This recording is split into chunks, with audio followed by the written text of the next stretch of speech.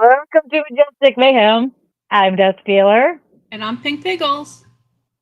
and welcome everybody. Sorry we're a bit late. RWK 88. We should start at 9. You are right. But if I'm ever on time for anything, it'll have to be my funeral. I don't, I'm never on time for anything. Actual doggy can testify to that on Fridays. I always cut it by a hair. I see. Milkman, hey, how's it going? Of course, Terry, how are you feeling?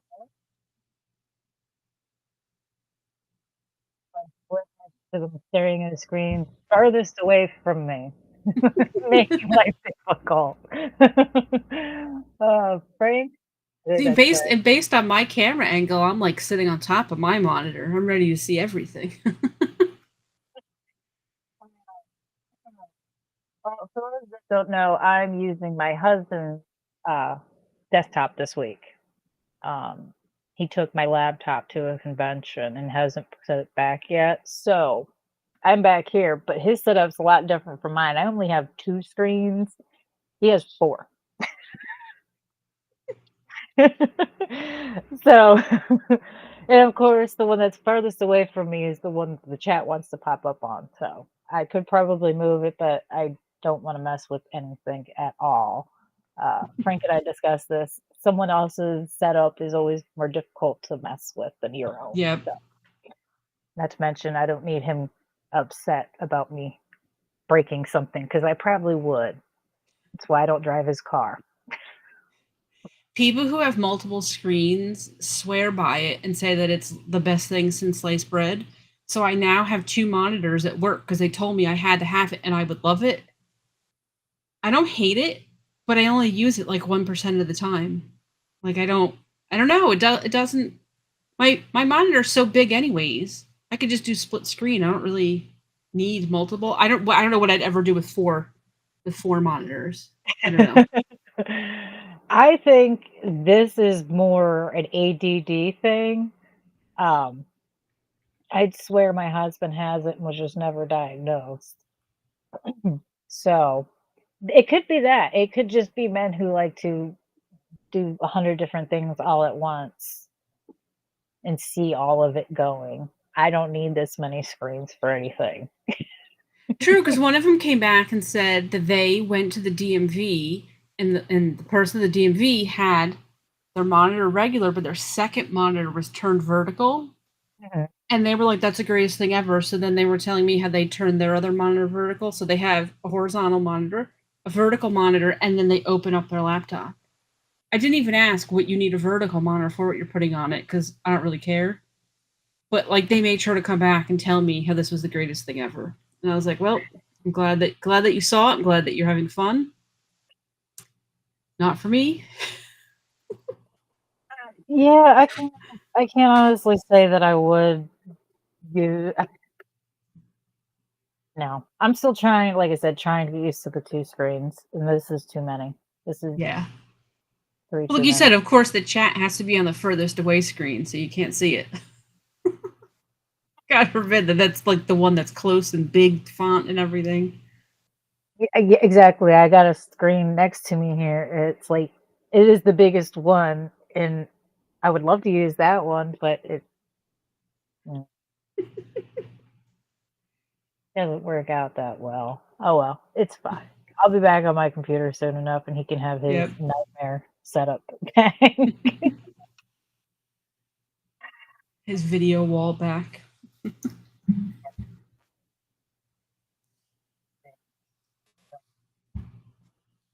If I can- oh, look at that, I got it. Figured something out myself, and I don't think I broke anything. It's always Let's a see. plus. Keep your fingers crossed, fellas. I did. You were all my witnesses. I didn't try to. Nope. So, okay.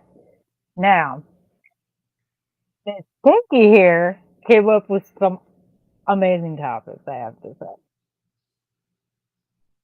because, well, especially the chicken one. The chicken was the most interesting. Okay, yeah, I was gonna say we need, because you're right. We need to share this with the masses. We need to. It's important. I read an That, article the other day, and I've been thinking about this for days because it really just blows my mind. So in Hamilton, Ohio, which is like in between Cincinnati and Dayton, somebody was eating at a restaurant and he got boneless wings. And I forget what the article said. It was like 2 or 3 days later. He had a fever. He couldn't keep any food down. He goes to the ER. Apparently, there was a bone in one of his boneless chicken wings and it cut his esophagus and he got an infection. So he ends up suing the restaurant and the food distributor and I think the farm who like raised the chickens and everything. Well, the Ohio Supreme Court ruled that boneless wings can have bones. They said that boneless wings, it's a style of cooking and that it's common sense, or they said it's common knowledge that chicken have bones. So just like you don't think you're eating wings, the actual wing when you eat chicken wings, or you don't think you're eating fingers when you eat chicken fingers, you don't think that boneless wings don't have bones. But it was a 4-3 decision, so of course the people who thought that it was stupid, they were like, this is just insane. Of course people think that boneless wings don't have bones. mm-hmm. But yeah, so apparently in Ohio, boneless wings might have bones in them, so be careful. And that blows my mind because, um, like I was telling her earlier, I worked at a wing house Yeah. years ago, and I hate to be the bearer of bad news for those that have this theory that they're cooked differently. They are not. They are cooked the exact same. And what I mean by that is bone-in wings and boneless wings are both thrown in batter, fried, and then tossed in sauce the Mhm. exact same way in the exact same kind of sauce bowls. They are big, usually big metal tubs. Okay. And you just, you know, shake it up and then there you go. So this idea that you would expect bones to be in boneless wings is ridiculous. It's in the name in itself, and I can't imagine. I'd be mad if I bit into a boneless wing and found a bone.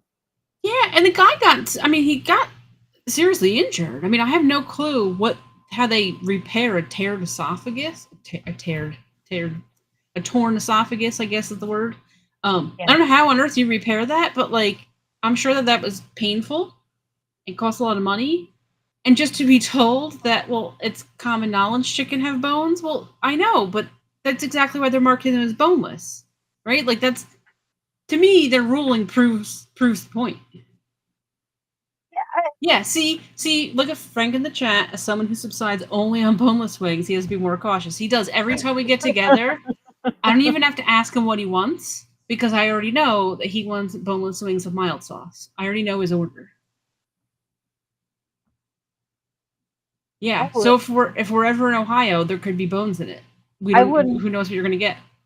I would probably stop eating boneless wings for a while because I mean, well, first of all, I have questions about this guy. One, does he not chew his food? Did he not notice? I mean, If unless it he's was just throwing extremely it in small, his throat. unless he was pulling a Homer Simpson and just like opening his mouth and shoveling it in, pelican style, Yeah, swallowing it whole. I don't know how you would not notice a bone in it. Um, I'd still be pretty mad about it. Uh, how is that not a given though? It should not be in there. It's called boneless for a reason. yeah. He should take that like to the Supreme Court. It's going to be the dumbest case the Supreme Court's ever probably had to weigh Well, in. he went to the Ohio Supreme Court, so I don't know. I would think that if you went to the highest level you can within your state, I would think that your only recourse then is to go to the federal Supreme Court. But I can't imagine the federal Supreme Court cares about boneless wings. They would care either, but it's not even necessarily the case behind it at this point. Now it's more or less the give me a second to think of the right word. It's the principle behind it all. Yeah, it's not about who served a boneless wing that had a bone in it. It's about the fact that they're now allowed to get away with it without any repercussions, without even having to apologize and whatnot. And this poor guy had to go to the hospital and have surgery. Torn esophagus, in some cases, depending on how bad it's torn, can heal on its own. You do tear your esophagus Mhm. when you throw up and things, so it does happen naturally. You tear it when you chew But hard foods, but if he had to have surgery to fix it, that's a lot more serious, and that's extremely painful, and they should but pay it's for and it's a good point too, but it sets a precedent because they make lactose-free milk. Could they just claim, well, everyone knows that milk has lactose in it? And when we said it was lactose free, we just did our best, but there's still maybe some in there, right? Because for people who have allergies, it. that could have severe consequences. Same thing with gluten free stuff. If you have a gluten allergy and it's marketed as being gluten free, you rely on the fact that there's no gluten or Yeah. things with nuts in it. I mean, people who have allergies, it makes a big difference. And I'm actually surprised at like the restaurant. I would not want to take my chances. I would not want to pay for lawyers. I would think that I would just be like, I'll give you 10 grand. Like, I don't know. I would just, there'd be a certain amount of money that would be cheaper than paying lawyers to keep fighting this. It And what in the more you fight it, like the restaurant name is out there and people are talking about it. And who wants to be known as the restaurant where the dude, you know, tore his esophagus eating here? well, I think right now this more or less speaks to a larger problem overall with companies not being held responsible for their Mhm. actions. The case with Disney being sued with the woman who died after eating at a third party Yes. restaurant on their property due to an allergy. You can't. They're they dropped the fact, but they were at first trying to say that because the husband had signed up for Disney Plus and agreed to terms and conditions, he could not sue Disney for this He problem took over here. They But it's even finally better got though. that part. He didn't even sign up for Disney Plus. He had a free trial. He did a month-long free trial like 10 years ago or 5 years ago or something. He didn't even sign up for it. That's the real kicker. That's It's even even worse. worse than saying he signed up for That's it. even But worse. you Well, Disney finally relented on that when they said we're going to go ahead and they got enough backlash, is what it should be. They got enough exactly. backlash. The PR team finally went and said, "You guys need to do something because there's nothing we can do to Yeah, fix this. You need to fix." exactly. But You it know, it speaks makes to a me larger problem. They're not being held accountable for things. If you're going to say that it's allergen free, it needs to be allergen free. and especially because there are people that it's I'm on a diet, so I don't want to eat something because I'm on a diet. But there's people that have an allergy. And some allergies, maybe you're not going to die from it, but the more you're exposed to it, the worse it gets over time. So maybe today you can handle it, but it can make it worse. But there's other people like this woman, you have an allergy and she ended up dying from it. And if she told them multiple times and they assured her that they made this without the allergen, well, they clearly didn't. And that's what you have insurance for. So you just need to go to your insurance company and do what settle it however it needs to be done. But I kind of wonder all these things that we sign up for, we have to agree to the terms of service, which they're now putting in there. Oh, it's arbitration, arbitration. I wonder if that's really good, legally enforceable It's because not in most cases. If it's deems and curves more towards the illegal side, such as if hmm, you're automatically instigating that you're gonna get hurt or die doing this, you can't have them sign a yeah, contract. People do, and they assume it's more or less a deterrent. We talked yeah, about this before. It's all a deterrent.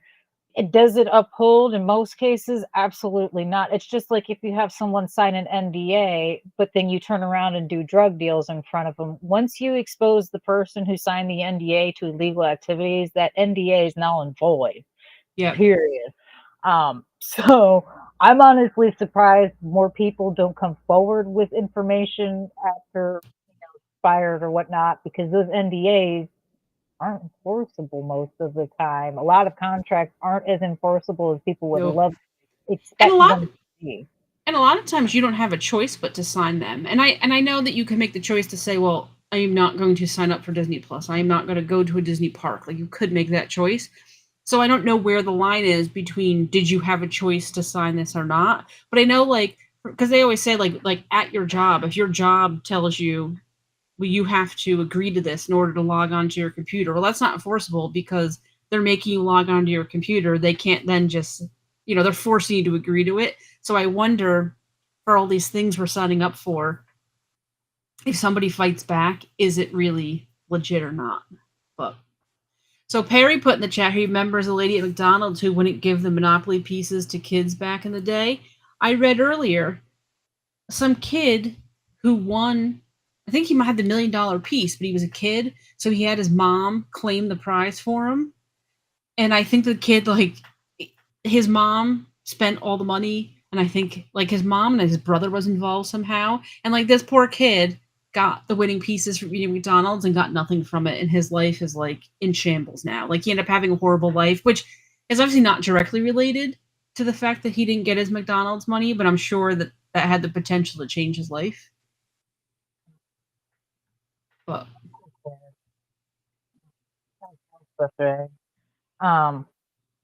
yeah, so that's our PSA for today, is that apparently boneless wings may have bones in them. Yeah. So eat at your own risk. Boycott boneless wings. Now, as we say, RWK, you were talking about the dumbest case ever with McDonald's coffee. That actually, what you remember from it is a PR run. Okay, McDonald's went ahead because they lost the case. Here's why. It wasn't because some lady ordered coffee and spilled in her lap. She was being foolish. No. It was an older lady. She had gone to there multiple times to get coffee in the morning, and she had warned them on several occasions that it was too hot. There, believe it or not, there is a degree, or there was at one point in time. I don't know about now, but at one point in time, there was a temperature that you were not allowed to boil your coffee over and serve it to customers because it was a hazard to burning. Well, McDonald's wasn't adhering, this particular store wasn't adhering to that, and they were serving it and handing it out much, much hotter than they should have, to the point that it was scalding hot when they gave it to people. Well, she went by, got coffee again at the drive-thru, and unfortunately it spilled in her lap and it gave her third-degree burns on her legs. That's why McDonald's lost the case, because they were warned multiple times to turn the heat down on the In fact, the health department even came because they were called and told them to turn out the heat on it, and they didn't listen. That's why McDonald's lost. Now, if someone goes today and orders a coffee from McDonald's and spills the coffee in their lap, they're going to get laughed out of a courtroom. But this woman had legitimate third-degree burns. It was pretty sad, but no, the McDonald's PR team afterwards made it out to be some silly hoo-hoo, ha-ha, such a dumb, silly case, isn't it? Because wouldn't you rather have people remember it that way than the fact that you purposely burned an old lady? Congratulations. Like, that's kind of mean. I don't care who you are and what kind of person you are. Most people like old ladies, little old ladies. They're cute, they're friendly, they remind you of your grandma or something. You want to protect them. You don't think too kindly of somebody burning them. I don't know. I don't know if everyone likes little old ladies. What about that little old lady who stole Harry and Lloyd's beer and foam cowboy hat? Right? She held their belongings when they went to get the. Have you ever seen Dumb and Dumber? Right?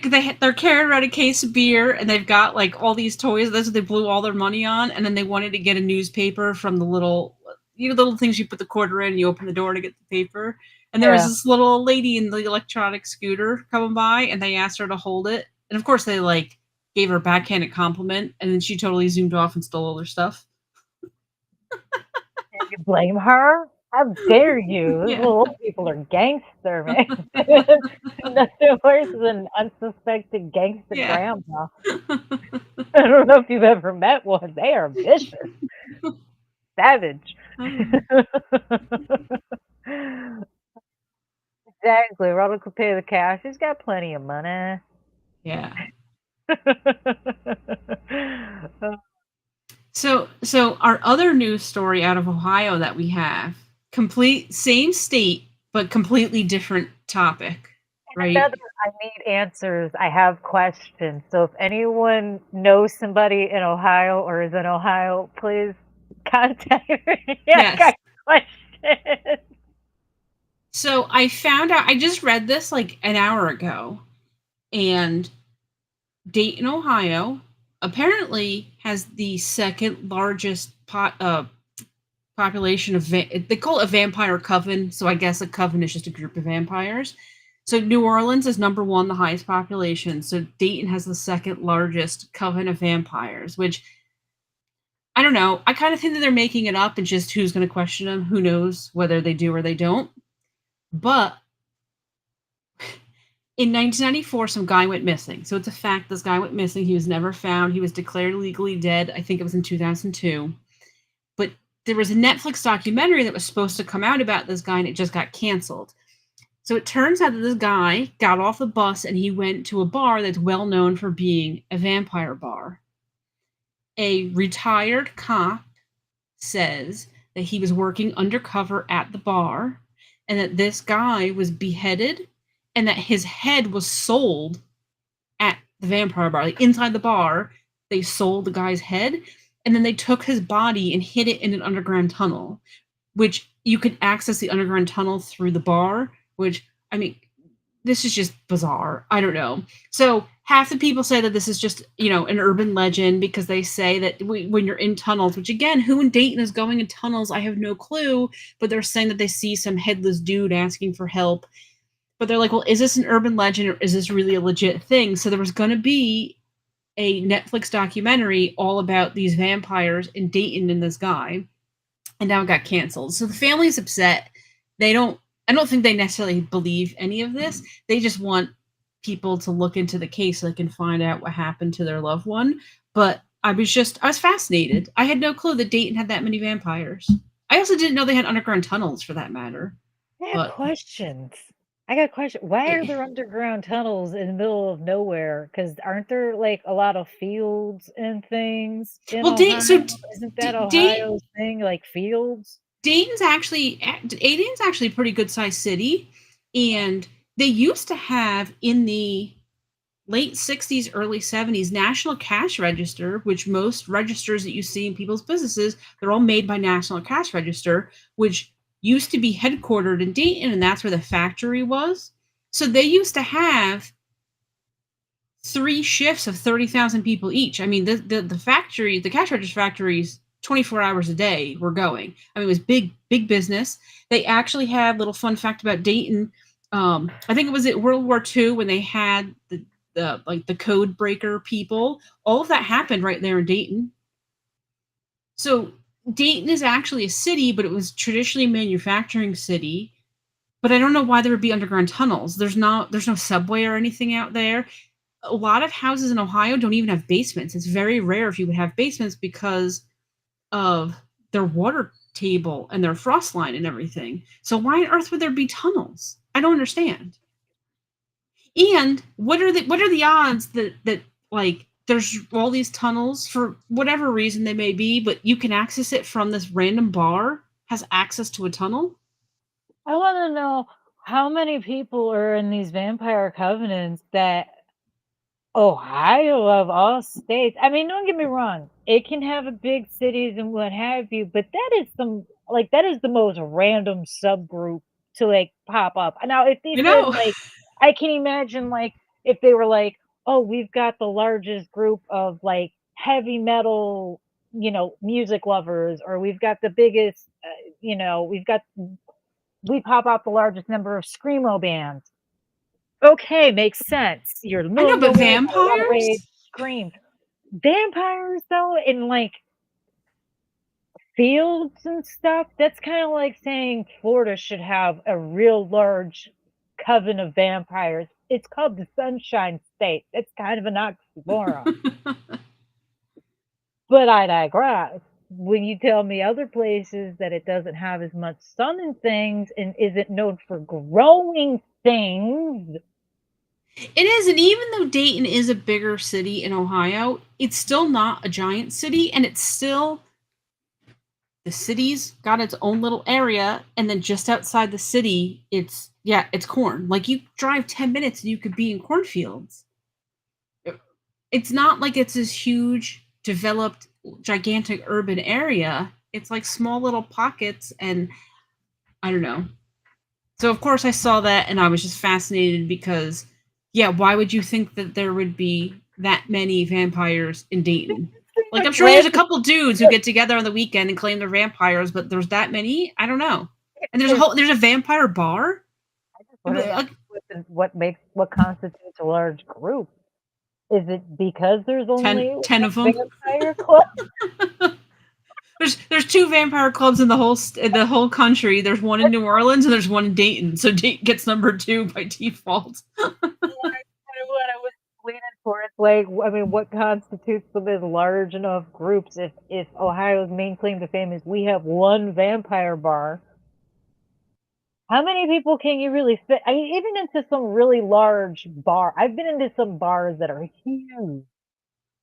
We have one that's supposed to be mocked up, like I was telling you about. It's mocked up like a castle, for crying out loud. Yeah. Still not large enough to be holding a lot of people to be saying it's the largest group of one particular genre over another. Unless 20 people constitute. I got questions. I'm gonna need someone in Ohio to answer these. I don't know. So I'm actually looking up this nightclub now because I didn't look it up earlier, and now I'm kind of curious. You get a lot of overcast? Does it get a lot of storms or something? I mean, I can't imagine. Dayton gets a lot of ice, but Dayton is down at the southern close. Dayton is like 50 miles north of Kentucky. Like it's at the bottom of the state, so it's not near any of the Great Lakes or anything. So you don't get much snow down there. You get some snow, but not tons. You get a lot of ice. You get a lot of wind. If you told me like London had a large group of vampires, I'd be like, okay, that makes sense. They don't get a lot of sun, and it's, they get a lot of overcast days and things. Makes sense. If you told me Alaska has a large, vampire population, I'd be like, cool, makes sense. They do like, months of nighttime. Done. Yeah, Ohio is a state known for farming, so I imagine the weather's good for farming, which means quite a bit of sun. And with it not being one of the larger, I don't know how that works. I got questions. I'd like someone to explain that to me. How do we decide? Is there a survey? Did a lot of people forget to like click on the survey for that? Is that how they won? People didn't know. Is it like Australian breakdancer? Nobody knew about the contest, so nobody could challenge them. So I don't know. So this club was open from 1993 to 2005. Yeah. I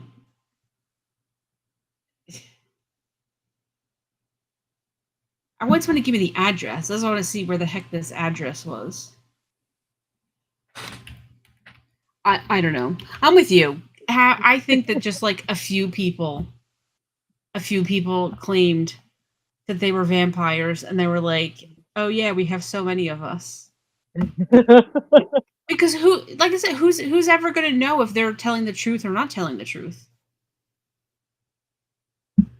It was inspired by a popular New York dance club. I don't think anybody checked in on that survey. I think they got off easy because nobody challenged them. Nobody said, no, we've got more than 20 vampires in our state. No one wants to admit to it. That's why. Hit blame them. Well, now you know if you ever get like a survey, we got to skew the data and just claim that you're vampires. Just Yeah, just do a survey and only let like 2 people fill it out. Yeah, so I have questions too. I don't think I've ever been to this place.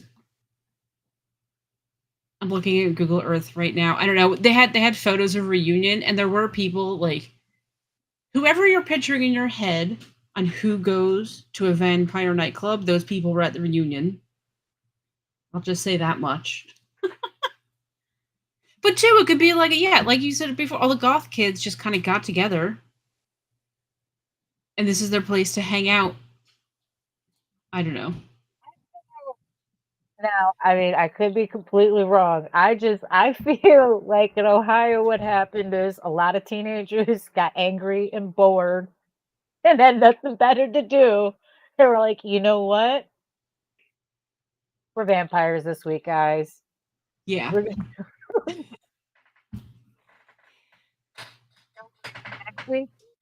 We're all going to be non-binary next week and Well, have a see, larger population of non-binary people in one area. I bet you that's what they're doing. They're bored as hell, screwing with surveys. I well, see. would. Now you know though. If you want to get your town on the map, just get together at least like 50 people to say that they're vampires.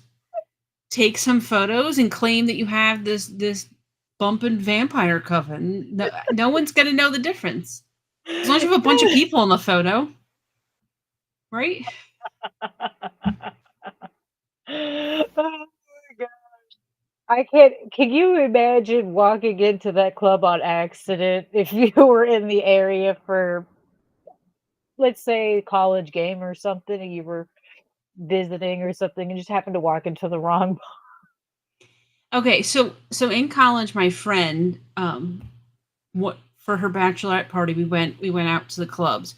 So we stopped at this bar beforehand. The bar was called the Lido Club, but the sign was like from the 60s. It had this like it was like a Hawaiian like flower with a rainbow called the Lido Club. It was really weird. You could tell it's just like a local dive bar. So we were like, it's gonna be funny. We're gonna go in. So we're dressed to go to the club. We walk into this bar. You know, in movies, like there's like the record scratch and everything goes quiet and they stare at you. That's pretty much what happened to us. So we go up and the bartender was like all snotty, "Can I see your IDs?" You know, she was hoping we weren't 21, but we were. But they were doing karaoke that night. So to be nice, we wanted to like ease into it. So we sang Friends in Low Places by Garth Brooks to kind of fit in with them. Then we broke out Baby Got Back. Let me tell you, these people, they loved it. They loved it so much. It's all these like country corn people. They loved it. They thought it was the greatest thing in the world. We were like best friends by the time we left. That's funny. That's too funny. We had a So it's the moment like same thing. You're gonna go in. You're gonna go into the vampire bar, but you're gonna secretly love it. They're gonna that. welcome you in. You're gonna love it. I can dress for the parts though. I do own a lot of different shades of pink. I will admit that, and I wear a lot of white. But I own a lot of black, a ton of black, probably too much black at times. So I can dress the part. I try not to stick out in goth clubs when I go to them. I do go to goth club once in a blue moon when I feel the urge to get really tired and listen to music way too loud and be next to way too many people. I do enjoy the goth club. Um, Try not to dress in the pink two length victim dress. Well, 'Cause, see, maybe too though, maybe that's how you're gonna get yourself on the map because you're not gonna be regular vampires. You're gonna be like the pink vampires, right? That's Oh, no, we have a club down here that's old. It's probably over 40 years old, I think. And it's a fun place. But they have a couple different rooms and floors and things. And one of them is like they call it the red room, but it's where all your vampire people hang. Um, it's very dark in that area. Very dark in that area.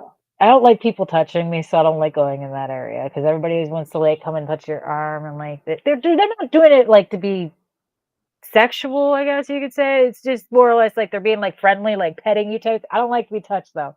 no. So stay away from. Like I was telling her, I can't hang out with vampires anyway because I don't do beef tartare. I don't really like sushi for that same reason. I can't do raw meat. It's just. So don't ever visit Dayton, Ohio. Then, if you can't handle the vampires, don't go to Dayton. That's what we've learned. Yeah, I want to go there and ask questions. So, like, what made y'all decide to be vampires in the middle of Yeah. Ohio? Of all the Yeah. places you could be, in all the areas, and well, yes, Sir X-Men brought out a good point. Vampires can't live in Alaska 6 months of the year. They are good for 6 months of the year. They're like reverse snowbirds, right? Because snowbirds go south in the winter. The vampire snowbirds go north. They all go to Alaska for winter. Yeah, I can see it now. See, Perry, he's got Dread ready to go. He's gonna be the Dread Pink vampire. When you see, you could have, you're gonna start your own little vampire club. You guys can wear pink and you don't touch each other. Those are the new vampire rules. Wear pink and don't touch. Great. So that says what we've learned. Anyone who goes to Ohio, beware boneless wings. Legally can have bones in them. Duh. Common sense, common knowledge. Um, and if you're in the Dayton area, watch out for vampires.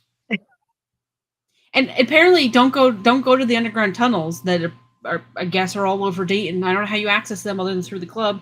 Don't go to the underground tunnels because you may or may not see the ghost of a headless dude. I'm gonna need you to go in the Ohio tunnels. This is my advice. Go in the Ohio tunnels. Tell me what you find. If you have the opportunity, the Paris catacombs, have fun. Take I think a that camera. no, I think the Paris catacombs might be a lot better than the Dayton underground tunnels. I'm just gonna go out on a limb and say that the Paris catacombs are a lot better. But you get people disappear in those things. They're not allowed to go into certain sections because it's dangerous and people get lost. And like the only reason it sticks out in my mind is because there's a horror movie that's based on the catacomb called The Catacombs. It's got Pink in it, as a matter of fact, and I can't remember anyone else who's in it right now off the top of my head. She's the only one I can remember. Um, it's a really good movie, and it's because they get lost in the catacombs and then weird things happen. I mean, other reasons too, but great movie. I don't know. I'm going to go out on a limb and say that there are more drugs in the Dayton underground tunnels than there are in the Paris catacombs. Just going to go out on a limb. I'd bet money. I would bet money that there are more drugs in the Dayton underground tunnels. I don't know. Years ago, they used to hold raves in them. They used to do underground illegal raves in the catacombs. Okay. I don't know if they still do that sort of thing anymore, but at illegal raves. Okay, well, outside of a special event, because obviously, if there's a rave going on, there are drugs there. Outside of a special event, I'm just saying on a random Tuesday afternoon, I'm sure that Dayton underground tunnels have more drugs involved. Maybe. Just saying. It would have to be. Why else? Do they have tornadoes in Ohio? Is that why they have underground tunnels? Maybe they're not underground tunnels so much as they're underground. I'm telling you, most places, and I can't tell you about the whole state of Ohio. Most places in the Dayton area don't even have basements, and I forget if it's because of the water table or because of the frost line, but they don't do basements. It's very rare to have a house with a basement.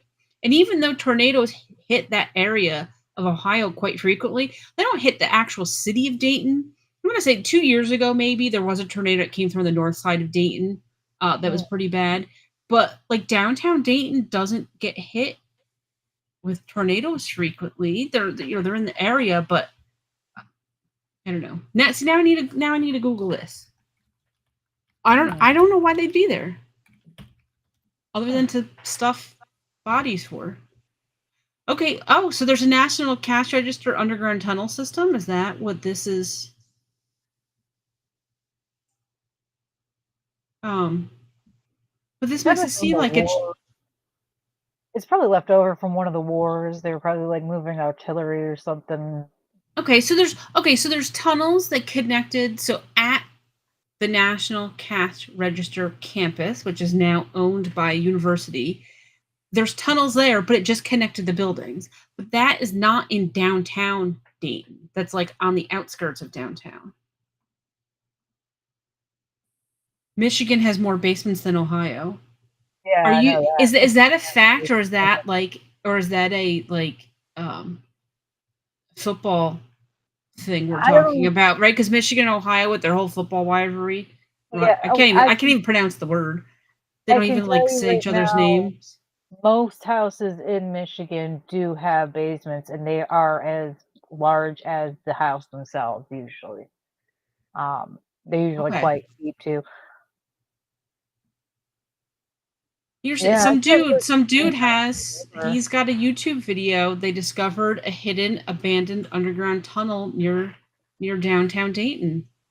I they're saying there's an underground sidewalk system? What? One tunnel search led us Disney, to the you know. Frigidaire plant site that closed in 1980 and was demolished years later. So it was a factory complex split by railroad tracks. Okay. No, the entrance has been welded shut, but I'm sure somebody opened that up. Oh, found two guns in a drainage tunnel. What? I don't know. See now I have homework for this week.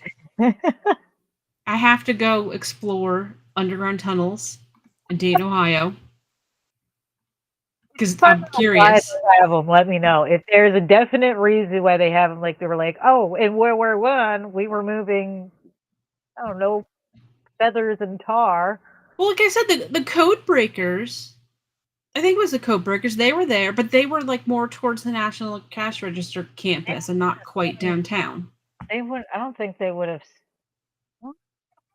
set So them underground to keep them safe if they thought for a second they would be a target for no, bombs. because there was like no, because I've seen the building before. It's like a little.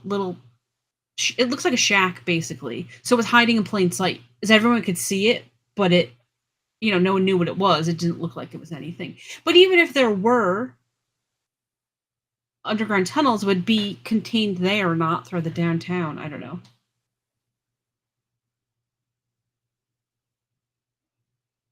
What state is Sir X-Men saying we don't know? Michigan. I think he's saying I don't know Michigan. Oh, Well, in my defense, I lived there when I was younger than my child is now.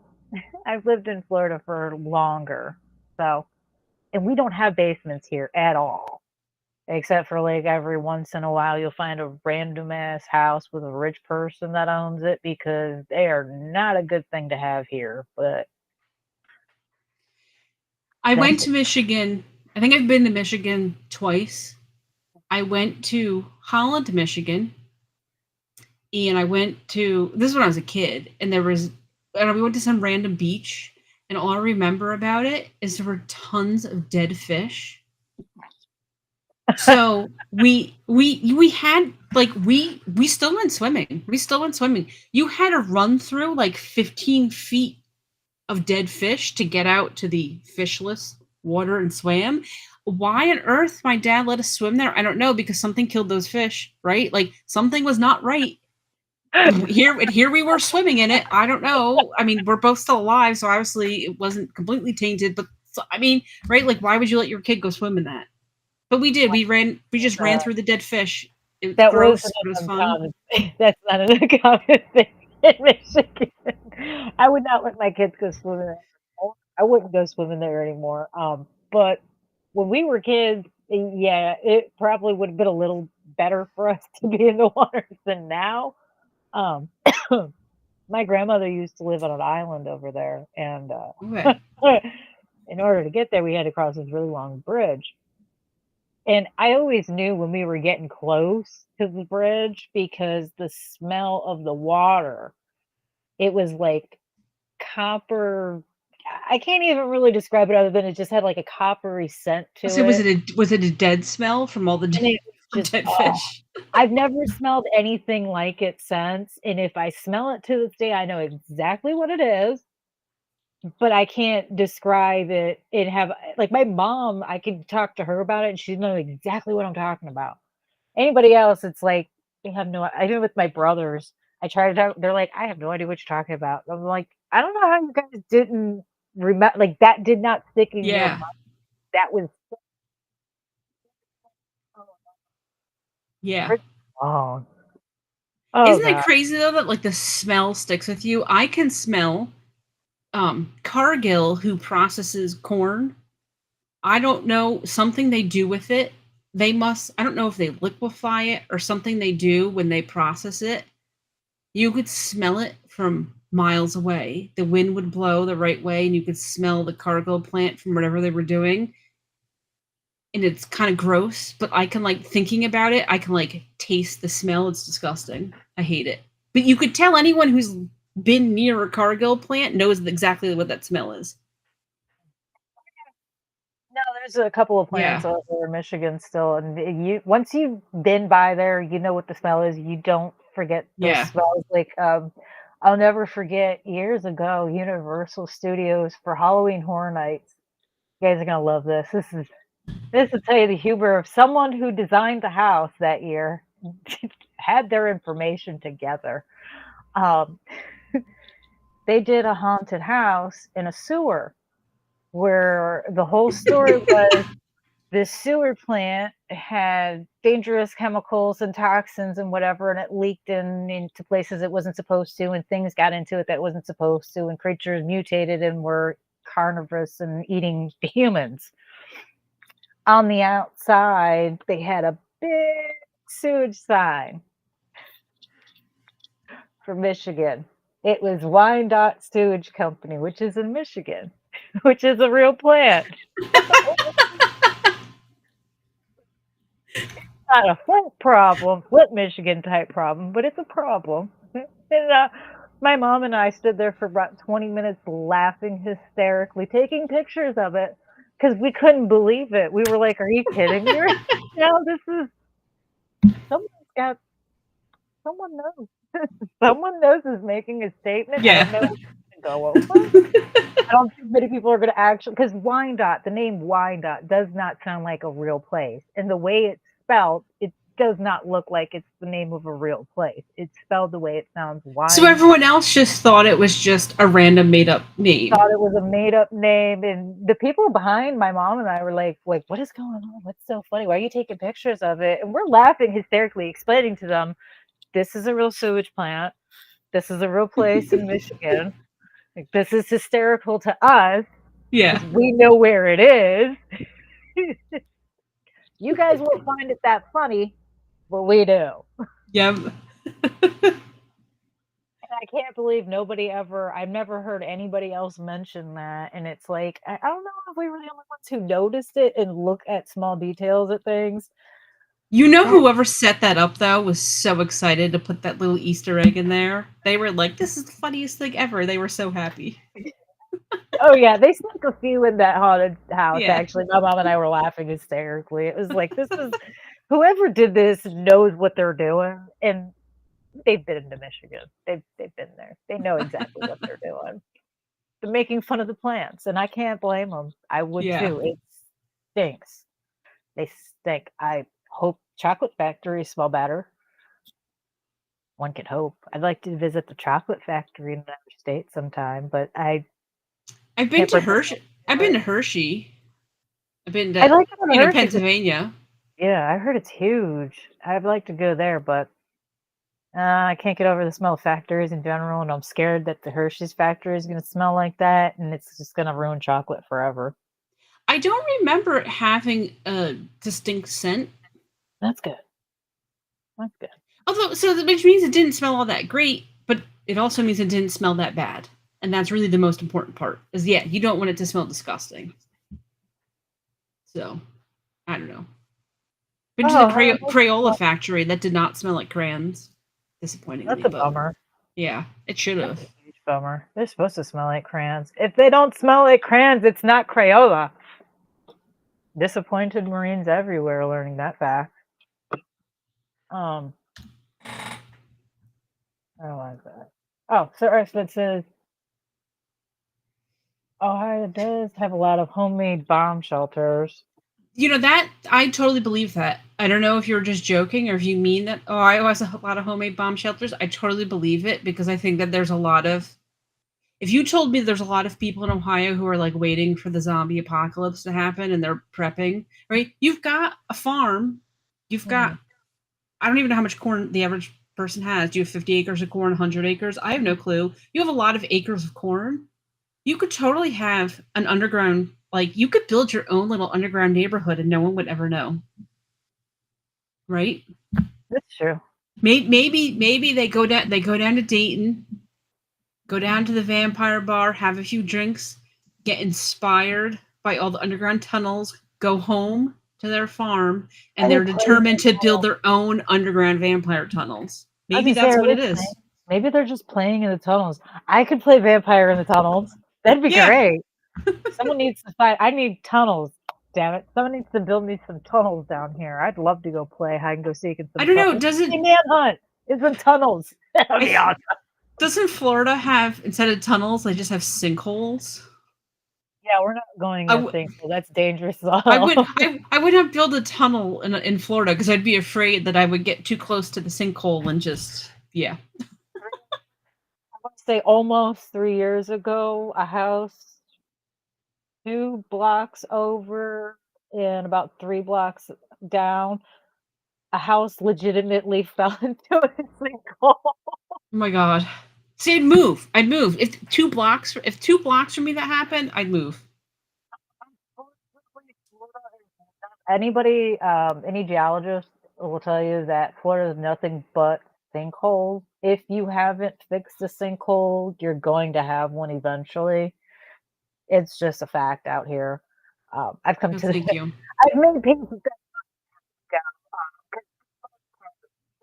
aren't that dangerous. It's very rare for them to open up and swallow a car or a house or something. It happens like every couple of years. And it's usually because the person ignores all of the signs of having a gigantic sinkhole under their property or under their car or whatever. Because there are huge signs. The ground starts to divot, the foundation of the house starts to crack, the house itself starts to crack and shift. Okay, but There's how long does the ground divot before it just collapses? In most cases, you probably got I'd say a couple of months. Okay, I'm glad you didn't say like hours. No, yeah, no, I'm glad no. you went with The months, only, but yeah, the only way I would say that you would have to worry about a sinkhole opening up in like minutes or in hours is if you've been drilling under the property already, or they're digging a hole for whatever reason already.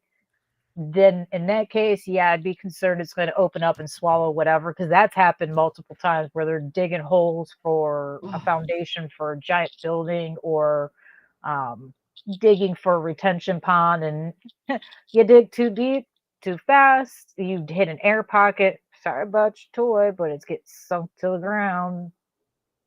Um, Usually water fills it in its place. There's usually an underwater cavern somewhere around. Um, but that's no usually when thanks. it's quick. But those are, like I said, so very rare and so far and few between. You have to be hanging out with an actual moron. Usually, I would be in a dangerous situation. Ignore all the signs.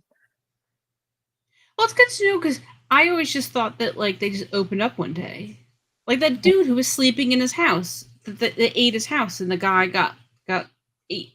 He's just gone.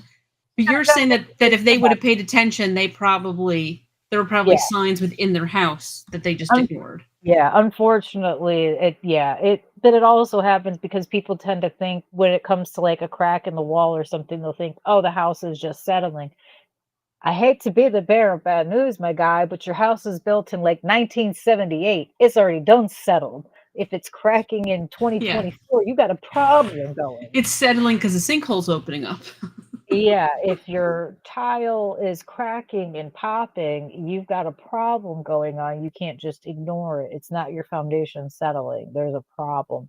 If it sounds like it's hollow underneath, you've got a problem. But a lot of people also don't check for these things too, and they should. They should be checking for sinkholes on a regular basis because they can be extremely dangerous if not taken care of. So, Oh, yeah. sinkholes, alligators. No, thank you.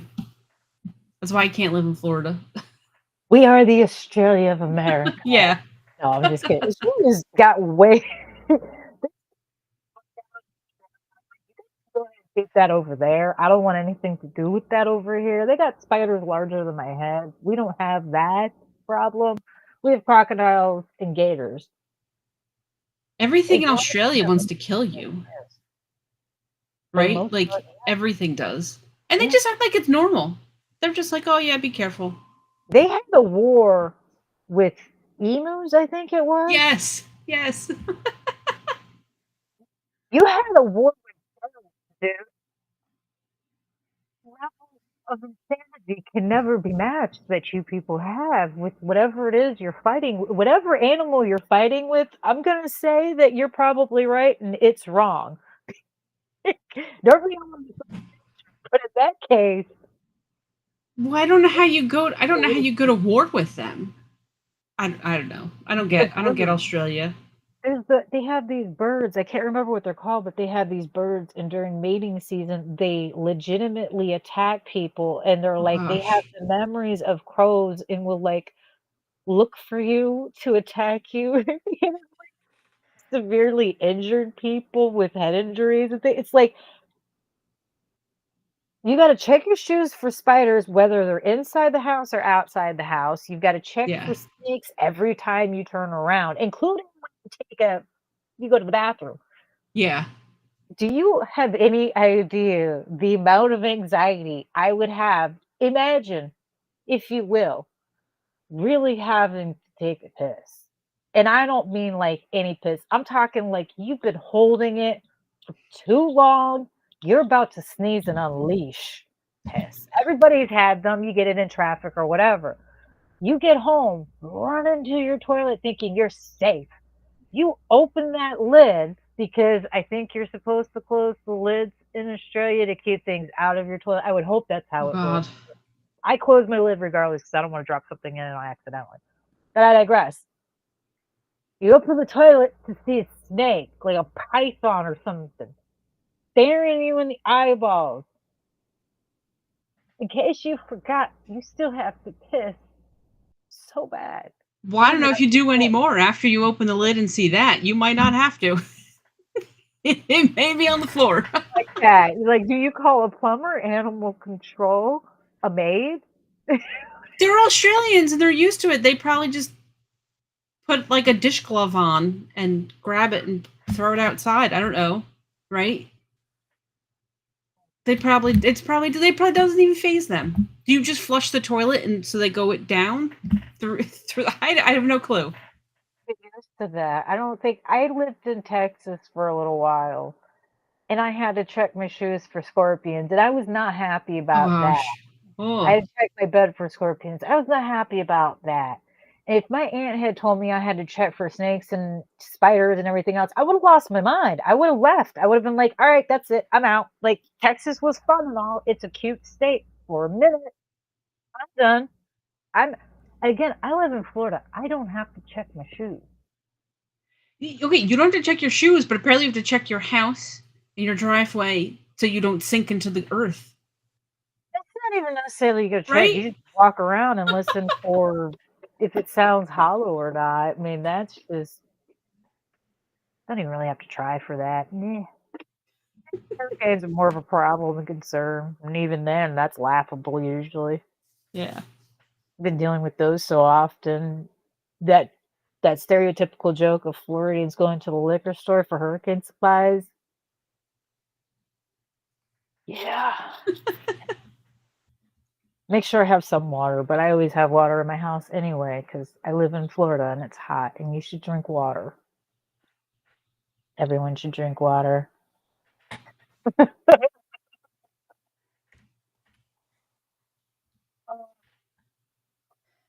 Oh, dreadful.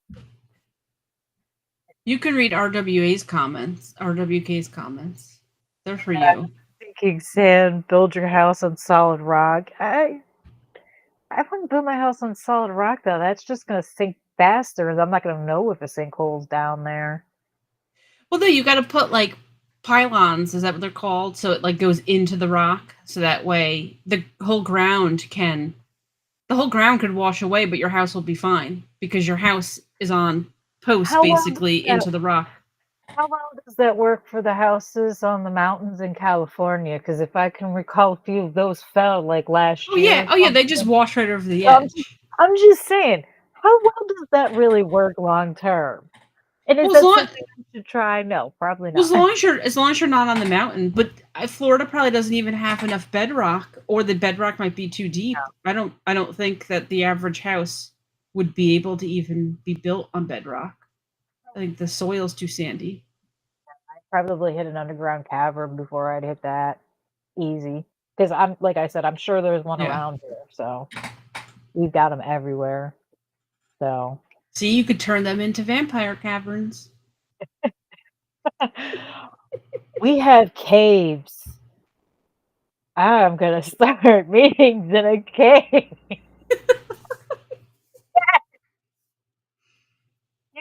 You're gonna dethrone Dayton as the vampire.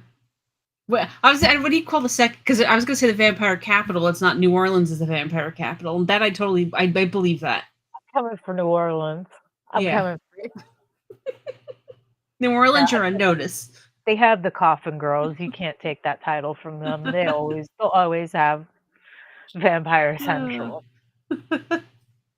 Everybody knows who the Coffin Girls are. You can't Yeah. just take that away from them. So we'll have to try another one. We'll have to become number one in something else. We are no longer number one in crystal meth use. We're no longer one in pill use. Oh, who took over? Who's number one in crystal meth use? I can't remember, but it's not us anymore because I remember laughing about it. Because I know Get Ohio. When you excited. enter the state, there's giant signs on the interstate about like calling the cops for drugs or something like that. We don't have the billboards up anymore. That sheriff is no longer our sheriff, so we no longer have the threatening drug dealer signs anymore around. I mean, don't get me wrong. As a Floridian, it was hysterical, and I loved them. We had one year, and I was much younger. I had no idea what it meant, and so I asked every adult that I knew, "What does this mean?" Because it said something like, "If you think it's dry now, wait till this summer or something." And they were planning on doing this big drug bust. And I kept asking all the adults, I'm like, what the hell does they mean? Like, if it's dry now, it's been Yeah. raining. Like, it rains every day at 2 o'clock in the summer. What are they talking about? And finally, somebody was like, they're talking about drugs. There's no drugs in the county right now. If you think there's no drugs right now, just wait till later when they're finishing busting all the drug dealers. And I was like, that's just okay. I guess maybe if you do drugs, you would have gotten it, right? If you were a big drug dealer, you would have gotten it. You would have been like, oh crap, I got to move my business elsewhere. So, according to some random website, California and Texas are the two big meth states. I knew it was. See, not Florida. Congratulations, everyone. Give yourselves a round of applause. We are number one for a lot of dumb things, but not those. Oh, I don't know because like here's one. Well, this is from 2020. It was Arkansas was number one, but here we go. I don't. What this is from? Yes, this is from 2020. Number one in cocaine was Maryland. Meth was Arkansas. Heroin, Washington. Fentanyl, Kentucky. Guys, do you want to know what I heard a consistent over that whole list? Not Florida. Yep. But again, how are they determining these statistics? When they sent out the vampire survey, do they send out the check off all the drugs that you consume survey? Right? Like, how do you really know how many people are doing meth? If some dude just like sitting downtown, making his little there's another one. Yep, let me mark him down. I mean, Arrest records have more to do with that one than anything else, honestly. It's probably arrest records on that one. but not everybody gets arrested. Not everyone has to go to the hospital, right? Oh, that's true. You're right there. Maybe they survey rehabs too. We just need to make instead of when they have the census that comes out, we need to make our own instead of a census, it's gonna be, what drugs do you take? Are you a vampire? Are you a witch? Are you a goth? Are you like, what do they call the people who like Harry Potter? Are you, are you a Potterhead? Do you play D&D? Right? We got to come up. Is your favorite sport football? Is it baseball? Right? We just got to come up with all the different things so we can analyze and rank every state. Do you have to check your shoes for poisonous animals before you put them on? How often do you toilet? Yeah, how often do you check your toilet? Are you afraid your house is going to go into a sinkhole? I bet you a lot more people would respond to that than they do to the census, quite honestly. I'd fill that out before the census. Census is so dumb. It seems like the most boringest of answers and questions, and I'm just like, It is.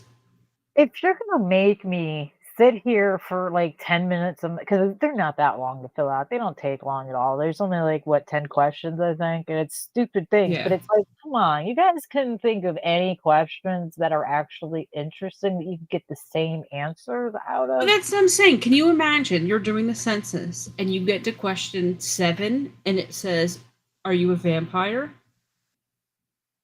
You'd be like, wait, what is this? Like it would make you look twice. You'd probably ask your friends about it, be like, "Did you guys get the census? Do you have this question? This is amazing." And I bet you'd be like, "I have to finish this. I have to make sure I fill it out, send it back." I'm just saying. I'm sure. Just to see what other random whole questions are on there. That would be entertaining. Yeah, it would be much more entertaining. And can you imagine if there were like 5 different versions of the census? So like question 7 is different on everybody's. So like you got the vampire question, but your neighbor got the sinkhole question. Right? The SATs type thing, like an Yeah. SAT test type thing where it's the same test, but they're in different orders essentially. Oh, that would be funny. Oh, Mm-hmm. that'd be so funny. Could you imagine talking to your friend and being like, "So I got a question asking me if I was a vampire," and she's like, "Wait a minute, you got what? I was asked if I was a werewolf." Yeah, Like, and then but wait, but even better though. Yes, they are werewolves and vampires and shit. Does your senses no longer count because you're no longer human and the senses don't affect people? Well, I was gonna say it's even better that you have some census where there's no like 7's a legit question. It's a normal question. So then like you tell your friend, I got asked as a vampire, I got asked as a werewolf, and then the other guy's like, what are you guys talking about? I just got asked my median income. Like, right? So now you have people who think that the rest of you are crazy and that you're just making it up, and you're like, no, really, I really did get this question. I swear I had a vampire question. And they're like, sure, Jan. That would be I think that would be amazing. That would be so funny. I I would take the census for that. I would take the census every year for that. That would be much more interesting than what. Yeah, it's your medium income. How many people are in your house? What are the average ages of you and your whatever? Like, oh, so How how boring. how many vampires are in your house? How many werewolves have you come into contact with Yeah. this year? Right? That's how you get people to participate. I think we cracked it. I can hire up for this stuff, you know? Yeah, I like it. Is there like a suggestion box? Like can we like I don't know, can I go down to City Hall? Is there a suggestion box I can go drop this in? Or I go to the website for virtual suggestion box? A congressman or something and see if we can get on the payroll. I mean, Can you imagine if you called your local congressman and be like, listen, I have a great idea for the census. Hear me out. Let me finish before you jump in and hear me out. They'd be like, security, can you please escort this woman out of my office? Write her name down, take her photo, don't let her back in. you know what though? We might actually be able to get away with it if we just play it off at first, like we're being all inclusive. We can start them off with how many non-binary people do you know, and then just start slipping weirder shit in from there. They'll never See even how know far about you it. can go. And if they say something about it, just look at them and say, well, you're discriminating. How can you discriminate against a group of people? You're I like discriminating it. against vampires, werewolves. Oh my. See, Dayton, though, Ohio is going to fight it. They don't want it because then we're going to find out that Dayton is not the number 2 vampire capital of the country. They're going to be dethroned and they're not going to want it. They're going to That, refuse to participate in the fun census questions. that's too funny, though. That would be way too funny. I wonder how far we'd get before they cut us off. We could first ask them, like, how many furries are in your household? What percent of the time are you wearing your fursuit? My cousins, every year, they go where I forget where they told me they went. I think it might be Pittsburgh, for some baseball game. I don't even know. I don't even know if it's Pittsburgh. I'd have to think in my head, but I really do think it's somewhere in Pennsylvania. Somewhere they go every year. But he was like, I don't know if we're going to be able to go next year because the hotel's getting way too expensive. The same weekend normally that this baseball game is at, there's a furry convention. So Oh, he sent me photos of like people in fur costumes just walking across the street. And he said, I rode the elevator with some like 6 foot tall blue. I don't even know what animal he told me the guy was, 6 foot tall blue guy. Like people just walk around. So outside of the convention, people are just in their suits walking around. But because of this giant convention, all the rooms are sold out. And he's like, the rooms are so much money. I don't think we can go anymore. We can't afford it. oh my gosh. That's a Uh, shit. That happens a lot with these conventions now. mm-hmm. Um, it's really kind of sad. It used to be a lot of people enjoyed going because they weren't that expensive. They were really cheap to go to, especially for the weekend and things. And now a lot of them are like $50 a day and Yeah. $100 for a weekend pass, and God knows what they're charging for hotel rooms because it's astronomical, I'm Yeah. sure. There's some horror convention in Jersey that I one of these years I'm going to go to, but I'm waiting for though is Eric Roberts used to go to it. He hasn't been in a few years. I'm waiting for Eric Roberts to come back.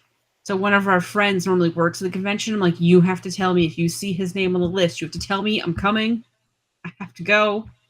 I'll wait in line all day. I don't care. Oh, that's funny. I used to go to a couple different conventions around here. It's become quite popular over the years. The conventions. There's conventions for everything now.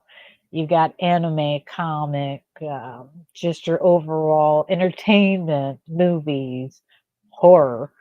Um, those ones I find the most. I like the horror conventions and the idea behind them. And when a lot of Mm-hmm. them started out, it was a lot of fun. I feel like a lot of them now are getting a little too carried away with panels and things. I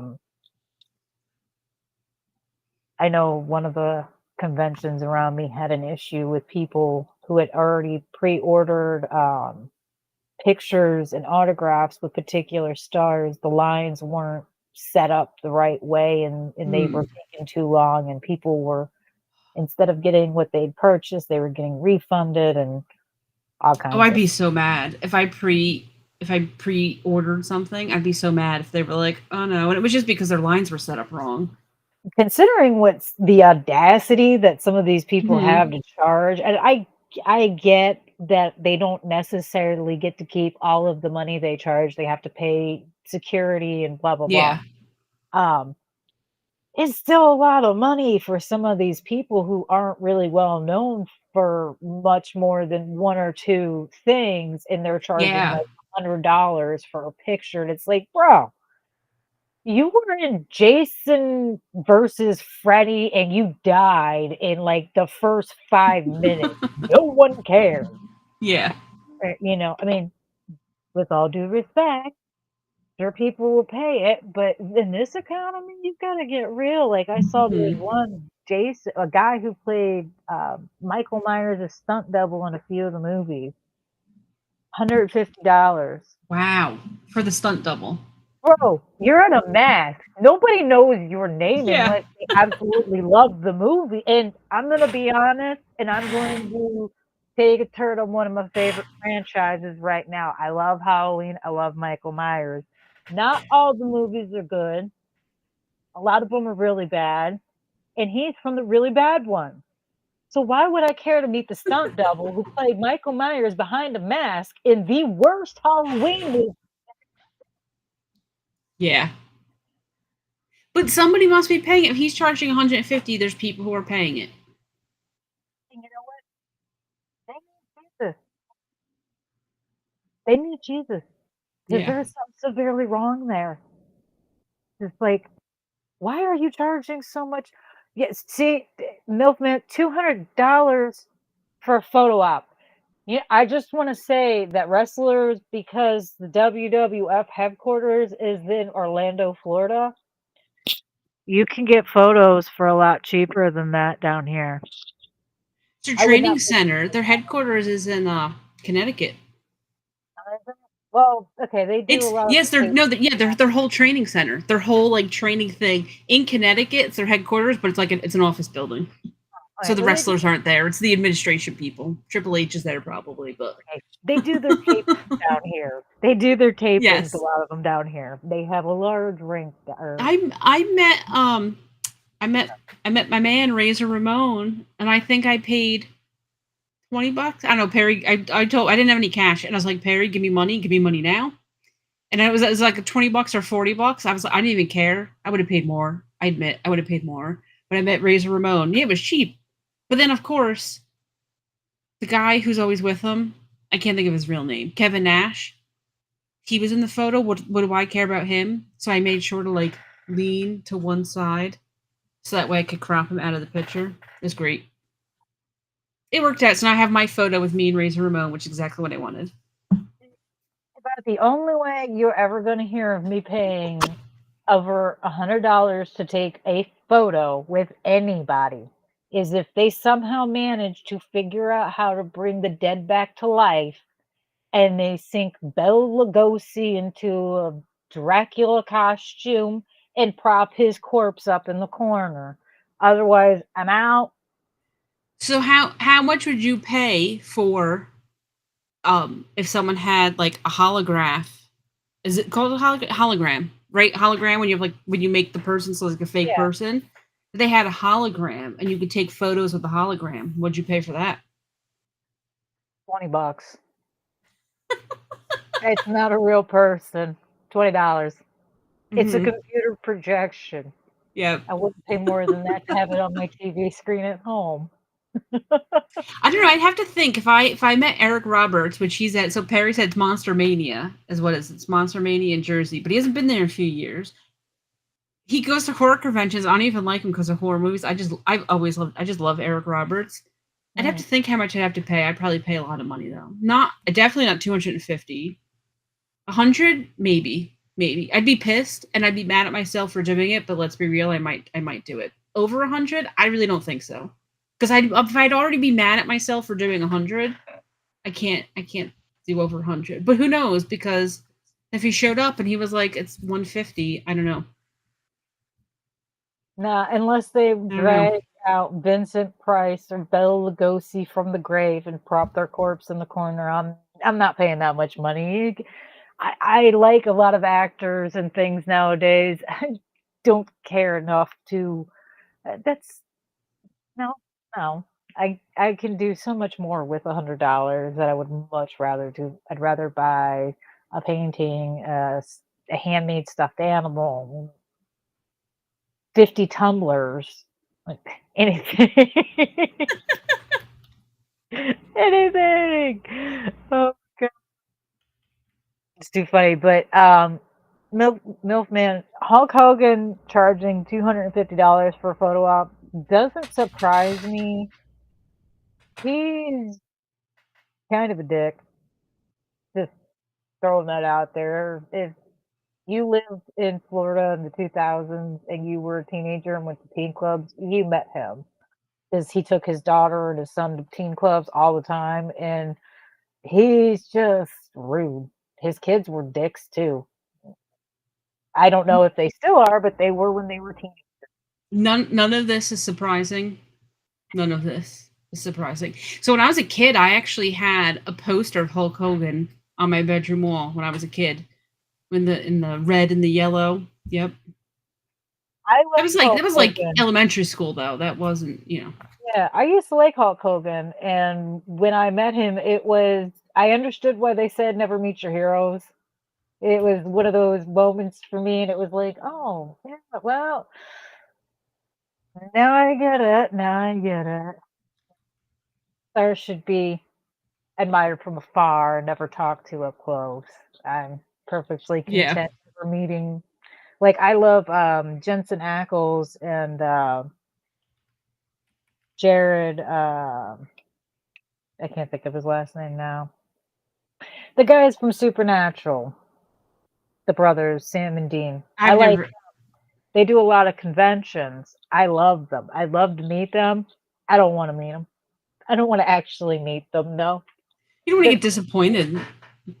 That's the thing. I don't want to be disappointed. They're fantastic people. I want to pretend they're amazing people. Someone know the horrifying truth. A lot of people are not as amazing as you think they are. And people have bad days too. So I mean, you can't I necessarily think say that they're jerks all the time. They just have bad days, and things can get overwhelming. So I understand, but I don't want to meet them on a bad day. I think Eric Roberts is probably a jerk. So I would not be disappointed if he was, because I mean his own family doesn't talk to him. So I mean he had a drug problem, and now that he's not on drugs, I think they might be talking to him. But like I said, I wouldn't be surprised. I wouldn't be disappointed. Oh, that's a good outlook. Yeah, I was really sweet, Yobi. That's sweet. That's Yeah, you that's see, absolutely true. so you skipped Perry lying on me, making it seem like I was pushing wrestlers out of the way. We went to Going Madison Square Garden. They're all wrestling fans. I watch wrestling because they all watch it, right? So I know some of the people. I don't know everybody. When we left Madison Square Garden, obviously it's going to take forever to leave. So I said, "You guys wait here. I'll go downstairs to get the car, and then when I drive by, you could get in rather than all of us trying to make our way through." So I go to the stairwell to go downstairs to get the car, and there's some lady blocking the door. So I politely ask, excuse me, can I get through the door? Well, it turns out it was Natty, and she's a wrestler. And I love her. She's amazing. I love Natty, but I had no clue it was her. But he always says, I told her to get out of the way. He always makes it seem like I was such a jerk to her. It wasn't. I was very polite. But anyway, so I was like, oh yeah, she told Natty, get out of the way.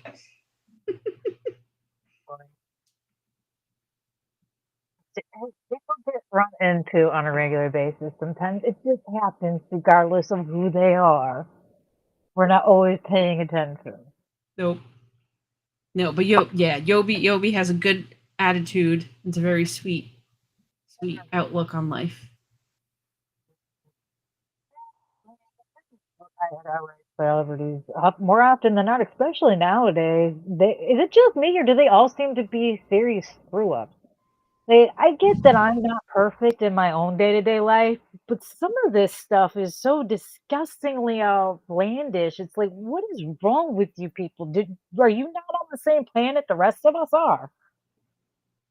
And it seems to be an epidemic. They're all disgusting. Oh.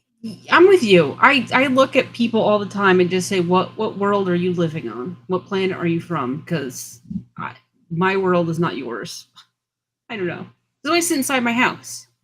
And I don't have to meet anyone. I don't have to talk to anyone. I sit inside my house. Oh. Talk to everyone on the internet.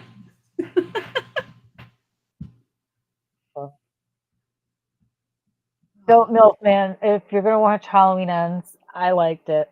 I thought it was good. I could have used more Michael in it, and that's about the only complaint that I have. However, Michael was not very much in some of the other movies. So saying, "Oh, he didn't get as much screen time." Well, he's probably I think in the original 1978, he's only in like less than 15 minutes of the whole movie on screen. So he's on there more than that. Um, but that's Is the big complaint with a lot of people. is Halloween Ends the last one that came out? Yeah. And I have to say, I don't care if you like the whole movie or not, the opening amazing. It even got standing ovation from a lot of firefighters, just so you know. So you don't have to feel guilty for enjoying it. It's amazing. Well done. And firefighters have gone on record saying, like, if you're gonna die, I'd rather go by Michael Myers. Thank you. So Pretty much the only thing I remember from that movie is when they went to the bar and there's that really weird dance scene that seemed to take forever. It was very long and it was very awkward, and the yeah, whole time I was like, please. you shouldn't have Yeah, had 30 seconds of this. And I mean, it probably wasn't that long. I mean, it felt like it was 15 minutes long. It was really just, yeah, it was weird. And that's what I think not about that every time long. I think of the It movie. was out of place. Yeah, it was very much out of place. They could have done it in a lot shorter time, and they didn't need as much exposition as they gave it. Yeah. They took too long. They could have easily have said some of that stuff while walking and patrolling the neighborhood instead of sitting at a bar and drinking. And Yeah. Other than that, I liked it. Like I said, it was just, Milfman, when you watch, you'll see there's a very bizarre dance scene. it's Enjoy. karaoke they're singing. Enjoy. You'll love it.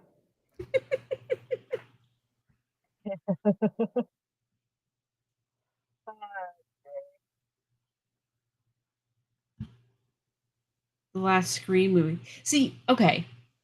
That's it. You can answer all these movie questions because I watch movies, Yeah.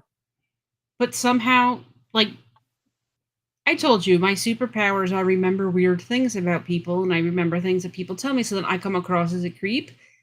I can watch a movie and have no recollection of ever seeing it. You don't know how many times I go to watch a movie and Perry will be like, "You already watched this," and I fight with him and I'll be like, "No, I didn't. What are you talking about?" And he'll be like, "Yes, you did," and I swear up and down, "No, no, no." We get 5 minutes in and I'm like, "Okay, maybe I did already see this." It happens to me every once in a while. It just depends on what kind of movie it is. If it's really, really bad, but it's not like spectacularly bad. There's a difference between being like bad, bad, Hmm. and being like, a little bad. It's intriguing at least. If it's not at least a little entertaining for me or doesn't stick out in some stupid way, I will absolutely forget I watched the entire Yeah. thing. Batman: The Dark Knight. I can't tell you what that movie has in it. I can't remember anything about that movie. Is that the one with the Joker in it? Because if that's the one with the Joker in it, I remember his scenes and his scenes alone. That's it. I remember him walking with his speech at the hospital, jumping onto the bus, and da da da da da da. His, what do you think people are? They come, what is it? They want chaos or something. I remember that. The rest of the movie, I probably We watched it 5 times. Couldn't tell you anything. I think it was one of the Christian Bale Batman movies we watched in the theater, and I want to say it was Commissioner Gordon was giving a speech, and Perry said, like Perry knew what he was going to say, and I was like, "How do you know that?" We like because I don't think we didn't watch the movie. I'm like, "How do you know that?" And you could tell he was so annoyed. He's like, "I read the comics."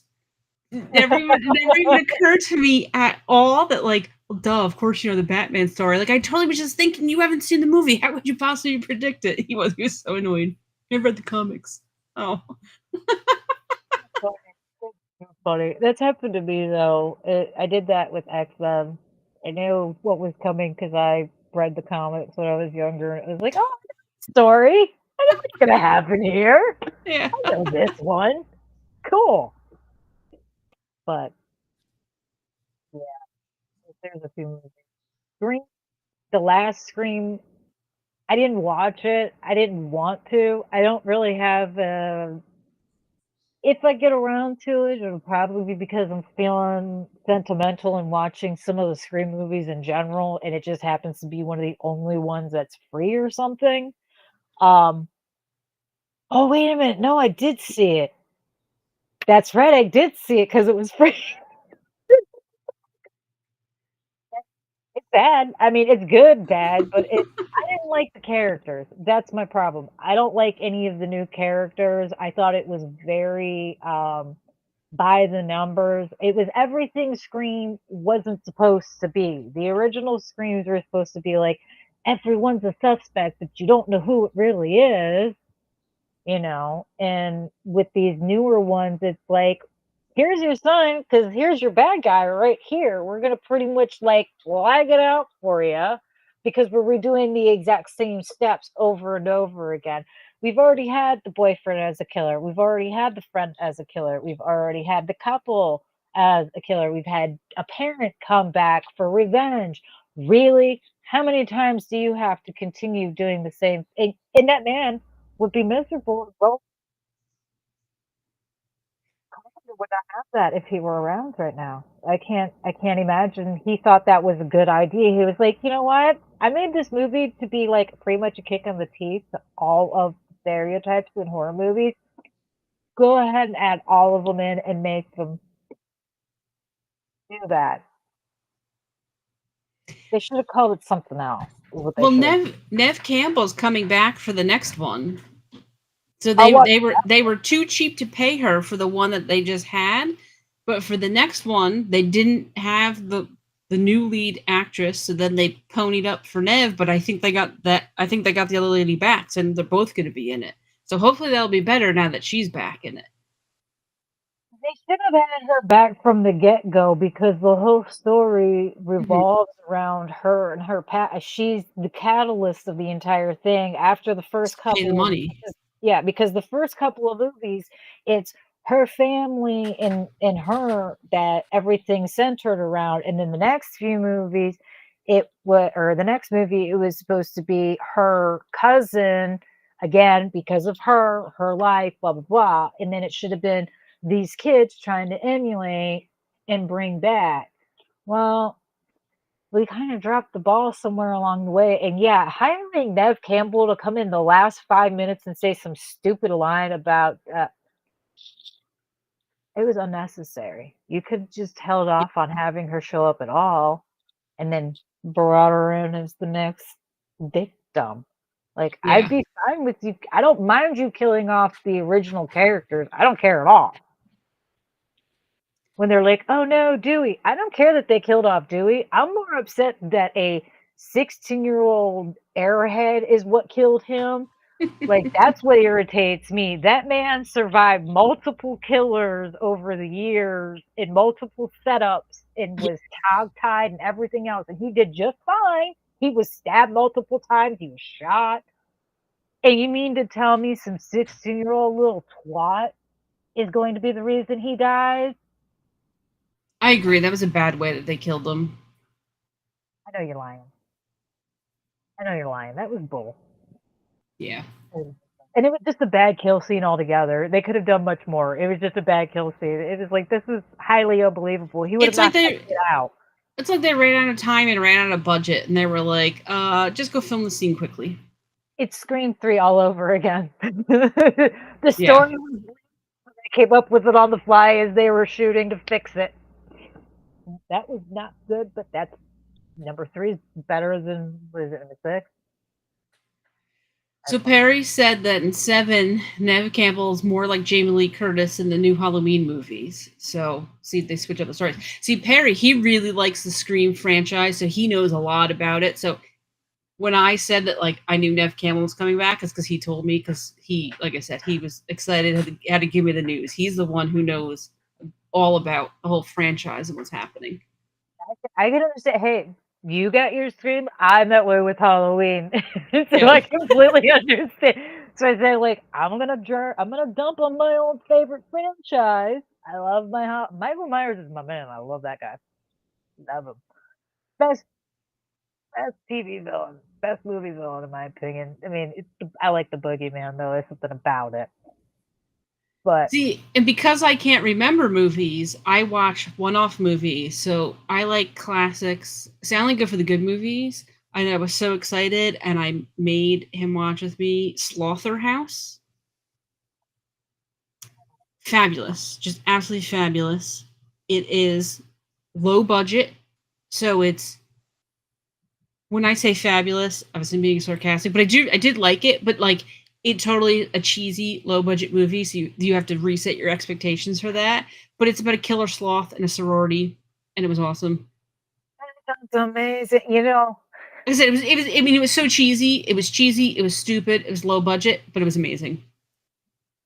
Just my saying. adoptive mom is forever trying to get me to watch really dumb sci-fi horror movies, and that sounds like something she would absolutely recommend me to watch.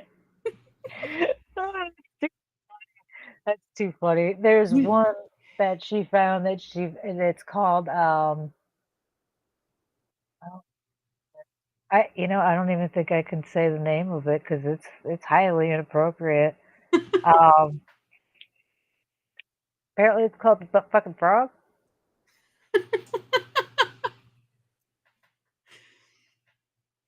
I don't I think that love one was the released out in movie. theaters.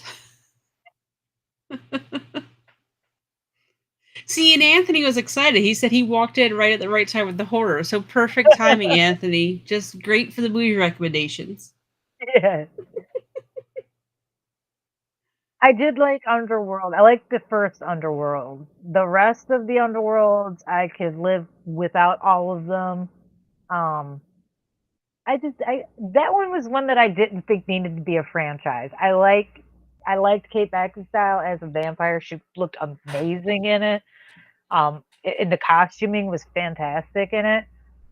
And that could have been just a one-off movie, and it would have been just fine the way it is because the continuation they did not flow cohesively. They dropped the ball on the little girl and the hybrid guy. I can't remember what his name is anymore, but I like the first one. And the second one it's a prequel. That one's not horrible. A little too dramatic at times, but not terrible. It's very soap opera though. Very soap opera. So RWK, are you referencing 3 movies?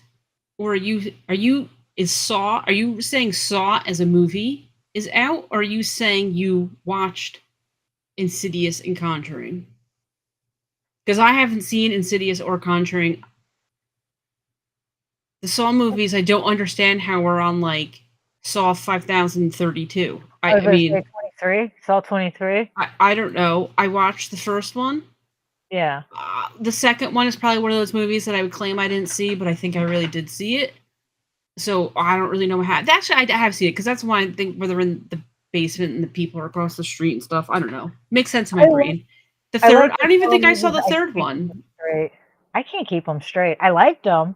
I just can't keep them straight. There's so many of them, and Yeah, they that's what I'm saying. There's just genuinely so like many. flow because a lot of them are continuations or like a look at the story from a different angle. Like there's two movies like that where well, there's one movie and what is it? You follow the guy through and he's trying to save his wife, who's a doctor, I think. And then in the next movie, you're following the doctor who's trying to save the guy so she can get back to her husband and her kid. But it's the same story from a different side. Okay, Um, that's actually kind of a cool concept. it's just hard I to keep them all in how what order they even go in. how have they not caught the guy, or how is the guy not dead? Like, how old is the dude? Well, that's the thing. He is dead. He's been dead, and that's part of the Well, then, problem. The first time that they did it after his death, they found a tape inside of him that started off the whole thing because he had people that were helping him, and they set up his last trap and were supposed to make sure it went over. Well, one of the guys. It's a soap opera thing. It's a very soap opera thing. One of the guys that's supposed to be helping, he's a detective, turns into be a really shoddy cop who not only is he a dirty cop, he's also a horrible human being who sets up traps that are unwinnable, even though he's not supposed to. And he tries to kill one of the other apprentices and ends up dying himself. But first, he has half his face ripped off by a reverse bear claw trap that he gets off at the very last second. I mean, very soap opera like. So it's not even the Whole Saw thing. guy anymore. Nope. It's I don't somebody else think. took over for him. Yeah, yeah. I genuinely don't know. I've heard that this next one it's supposed to be like another type of prequel, but I don't know Oh, how many prequels we can have. We've already done a prequel with Jigsaw, showing how he became Jigsaw and what pushed him to that point and everything. Which that in itself, that was another good movie that was well done. Do we really need more of these movies? I mean, the series was good where it left off like 20 movies ago. But well, Movement says there's 10 of them. so RWK said him and his wife are rewatching all of them. So now we know why RWK has to go buy the fancy mattress because he's going to spend 30 years laying in bed watching all the Jigsaw movies. Right? You have that many you have to go through. You have to be comfortable. Funny. That's too funny. This, I mean, Yeah, no, it's feel good. feel free feel free to come at me with your pitchforks for what I'm about to say. It's okay. This is not a horror movie, but it's like funny horror, I guess. So I never saw Beetlejuice. I've never seen it, but Beetlejuice is coming out. So I keep telling him like we have to watch it, and he's got it at 4K. He's got to go find the disc. So I have to watch Beetlejuice so then I can watch when the new one comes out. Oh, you never seen Beetlejuice? Seriously? Okay, I don't really know. I didn't really watch many movies as a kid. I don't really That, know why. We that was had like a phenomenon. we had tons of VHS tapes, but they were like we had some Indiana Jones tape because you got it for free at McDonald's. So that's probably the only reason we even ate McDonald's is because you could get a free tape, right? We had a whole bunch of cartoon tapes. We didn't like for the amount of tapes we have, I don't know how I saw so few movies. We very rarely went to the movies. Only if my Yeah. cousins went. My mom would be, it was $4.25 to go. My mom would be like, occasionally we could go. So I just never think to watch movies. Like I didn't see E.T. until after I met Perry. I never saw E.T. There's Wow. just so many movies that like every normal person in this world has seen that I have not seen. So even now when he'll ask me like, "Oh, have you seen this movie?" I'm like, "Don't even ask me if I've seen it. You know the answer's no. Just don't even ask." So I I'm have giving not. you a list, Perry. Make I sure haven't. she sees these movies. He's Mr. Movie. I met him and he had like the entire wall of his room was bookshelves full of movies. He's seen like every movie. He loves movies. And me, I'm like, yeah, whatever. And I think that's probably why they don't stick in my brains. I'm just like, yeah, it's a movie. So we're watching Beetlejuice. So then I can watch Beetlejuice. And I'm not hating RWK. If you choose to live your life by watching 7,000 Saw movies, more power to you. I stopped at 2. You can watch as many as you want. I Beetlejuice is in the horror category. I don't even consider that a horror. I consider that maybe a gothic That's what I movie. said. I don't know. Yeah, Not, it's not horror because it's not scary. I uh, don't know what to.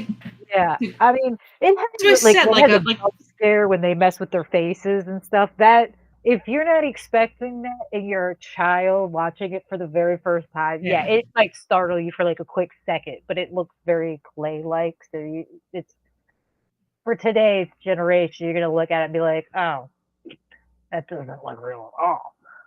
But yeah, I thought you were gonna say something like when you said horror comedy, I was thinking like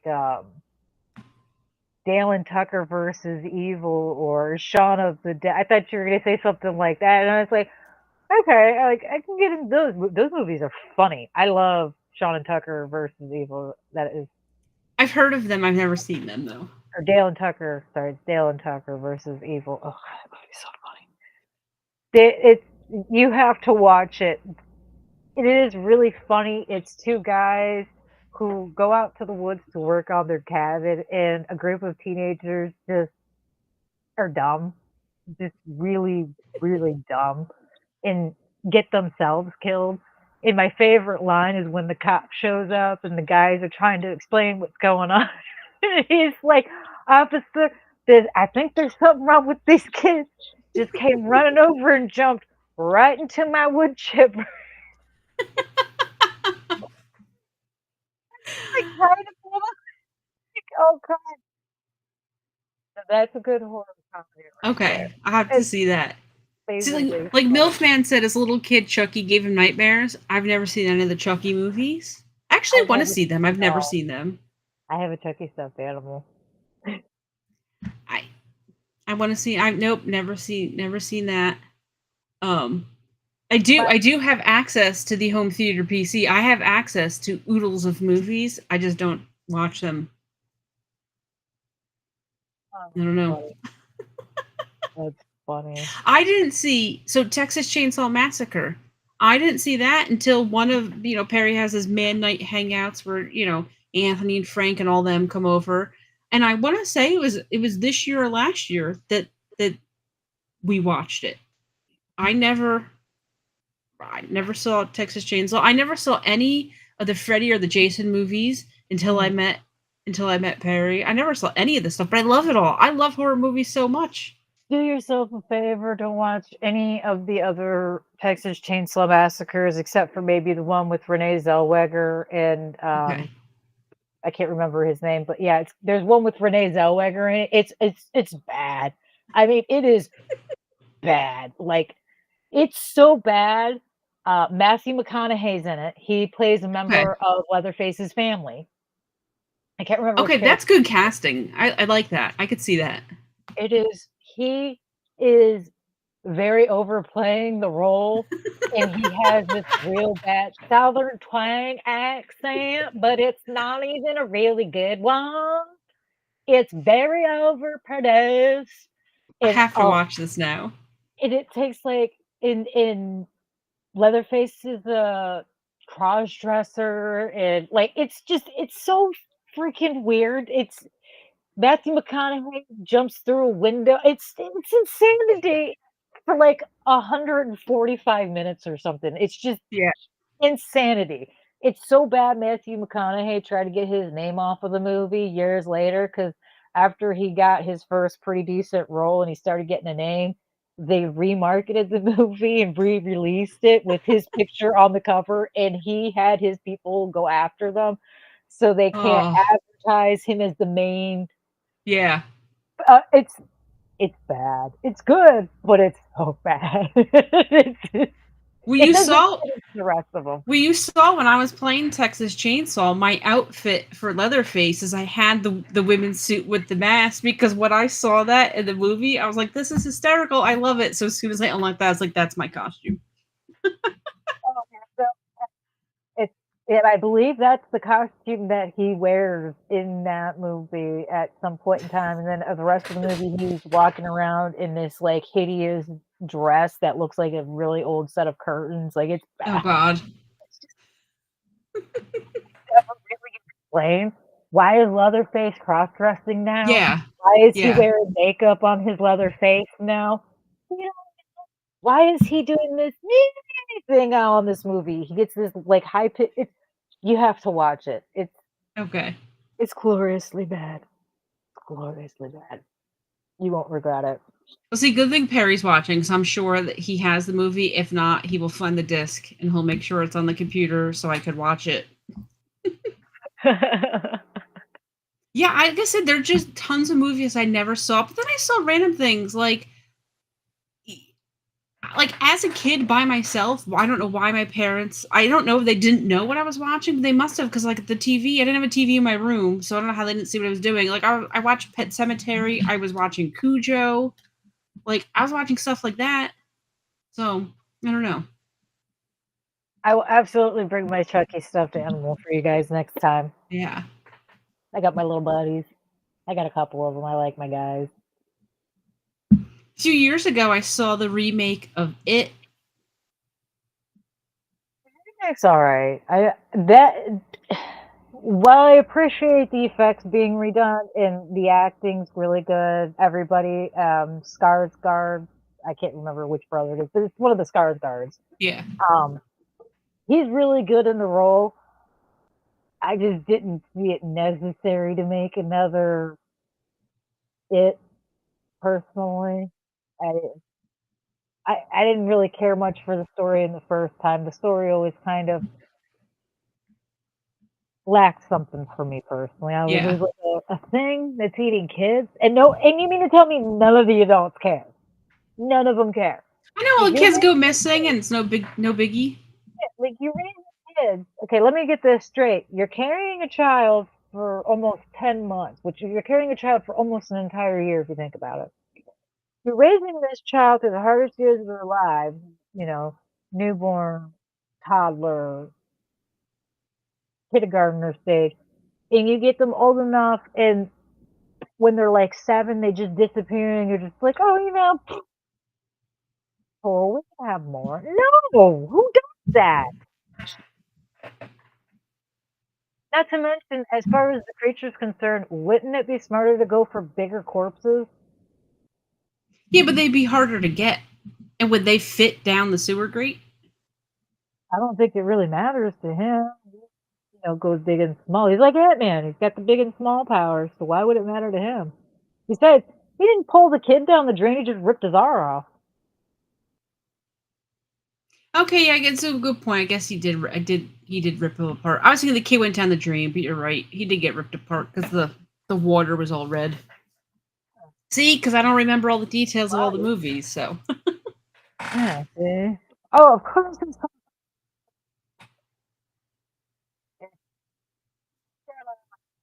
You gotta watch Final Destination. Final Destination is one of those movies that gives you life lessons. Whenever you think Like, something's a good idea, did they do it in Final Destination? That's don't don't probably not a good idea. don't drive behind the truck with the logs on it. I have seen Final Destination multiple I'm not times. even gonna lie. That's one thing you can guarantee I will never. I don't like getting behind big trucks to begin. Doesn't matter if it's got Yep. logs on it or not. I don't like getting behind just because I don't care what's on it. It can fall off. And thanks to Final Destination 3 or 2, Final Destination 2, I now have visions of every truck I ever drive. The back of the truck just becoming disconnected. But if you avoid getting crushed by the wood on the truck, though, something else is just going to get you. So That would, for me personally, that would create a paradox. How are you gonna kill death? Can't kill death. So it would just be me and my boss chasing each other around for the next couple hundred years. It good created an point. open paradox, and then nobody else would get on the list. Nobody else would ever die. They're not going to come for you, I Or would guess. become overpopulated because if I'm busy running from my boss and my boss is busy chasing me, nobody's getting harvested. Nobody's getting meat. It's a big paradox. Kind of like time travel. Probably could, but you shouldn't. So if they make a new Final Destination, which I would totally be on board with, but would they have to? Oh, look at that! Final Destination Bloodlines coming in 2025. Because are you going to have like modern ways that you're going to die though? Like you're going to be like in a sauna that's hooked up to Wi-Fi and the internet goes out, so now you're stuck in there or something. I don't know. With as lazy as people are nowadays, I can easily see any deaths for Final Destination. That'd be super easy. I mean, uh, dude, I could, for starters, think of just the first one alone. Most people don't know how to put out an oil fire. If they accidentally start a fire while, frying something, most people don't know how to put that out. So I can see that being one of the main deaths right They there. just put water on it and then make it worse. So if they Yeah. already did test screenings, does that mean that is there a trailer out for it already? I don't know. So I gotta look this up. Oh. I Whatever got it is, I'm going to see it in the theaters, and it better be awesome. It'd be cool if yeah. they were supposed to, at one point, they were gonna do a TV show for Final Destination. They were gonna turn it into a TV show, and I was like, "Ooh." That sounds interesting. Let's be honest. We watched 1,000 Ways to Die back in 2000. We would absolutely watch Final Destination every week. Yeah. Yeah, because you could always come up with a million things. And I'm glad, RWK, that you escaped Final Destination. You said that you ran into the back of a log truck. I'm glad that you escaped. That's impressive. I Yeah. must ask, though, did you not see the log truck sitting there at a standstill? Just out of curiosity. No, I can understand that because a friend of mine lives near, she lives in a logging town, and she says that those trucks are so friggin' dangerous that the logs will actually like slip out further than the flags, and you won't notice it how far it's Mm. actually coming out because it's like it's an illusion against all the rest of the other wood, and you think it's further back, and a lot of people will actually hit a log because it's a couple feet longer than they thought it was. Why would you not have the flag on the log that sticks out the furthest, right? They shift as you're driving. Oh, so okay. So as I was thinking shifting like left to right, and so you're saying it like comes out a little bit. Gotcha. Yeah. I mean, at least in the area she's in, I don't know about other areas, but like she's in a logging area, so I would not live there. I already told her that. I was like, I don't know how you drive anywhere in that area because that'd be a nope Yeah. for me. So Anthony said, going back to it, he said that the original VHS cover gave him Mhm. nightmares. Then he watched it and was just, eh. I hate that when something looks so good, whether Mhm. it's the trailer, the artwork, something, and then you watch it and it's like, yeah, it was okay. I can't. Yeah, It's such a letdown. I thought the original it was kind of a letdown, but it was made for TV, and I don't know, it did do something to me, but like I said, the whole story in general wasn't that horrifying or creepy to me. There were other Texas Chainsaw Massacre, that one, because in the original it says, based on events and things. Hmm. I genuinely thought that they had based it on, I mean, he bases it on actual serial killers, but like he bases it on like four different serial killers. Yeah. Um, but when I saw based on, true story and the events happened and stuff, I actually thought I was like, holy crap. They actually like made a at the same time, Faces of Death came out and started becoming a big thing when I was a kid. So I mean, I thought it was kind of like the similar experience. I thought Faces of Death was real for a while. Like 90s were wild for us, like a wild west. We were just told, "Hey, this really happened," and we all believed it. Yeah. Yeah. They're like, "All right."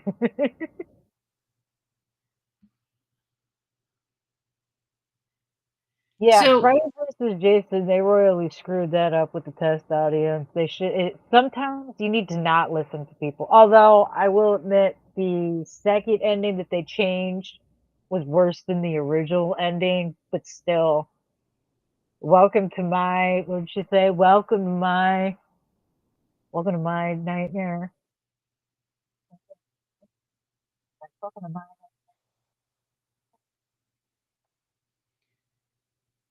does that need to make it onto our census? Is which ending was better for Freddy versus Jason, original or new ending?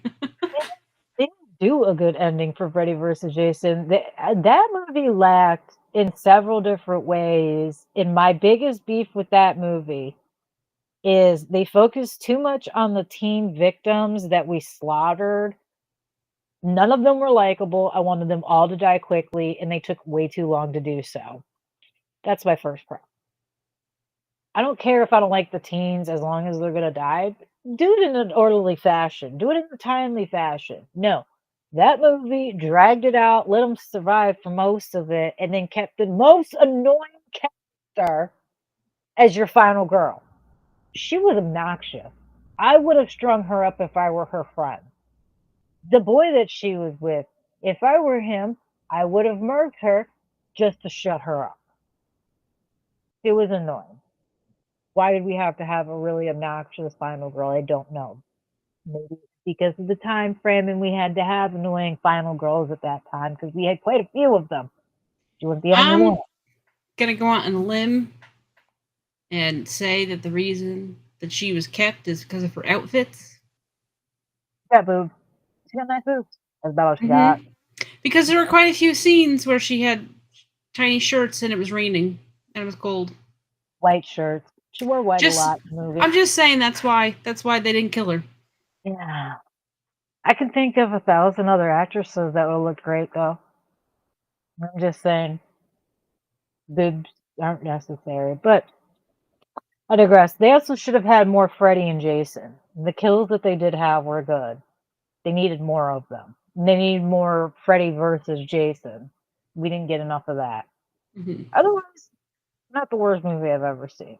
And I do own it and watch it every once in a while as a guilty pleasure. Just Yeah, because their fight scene's amazing. she is really annoying though. Definitely. She goes out in the ring and screams Kelly. And then Kelly Rowland's character. Why? What was the point?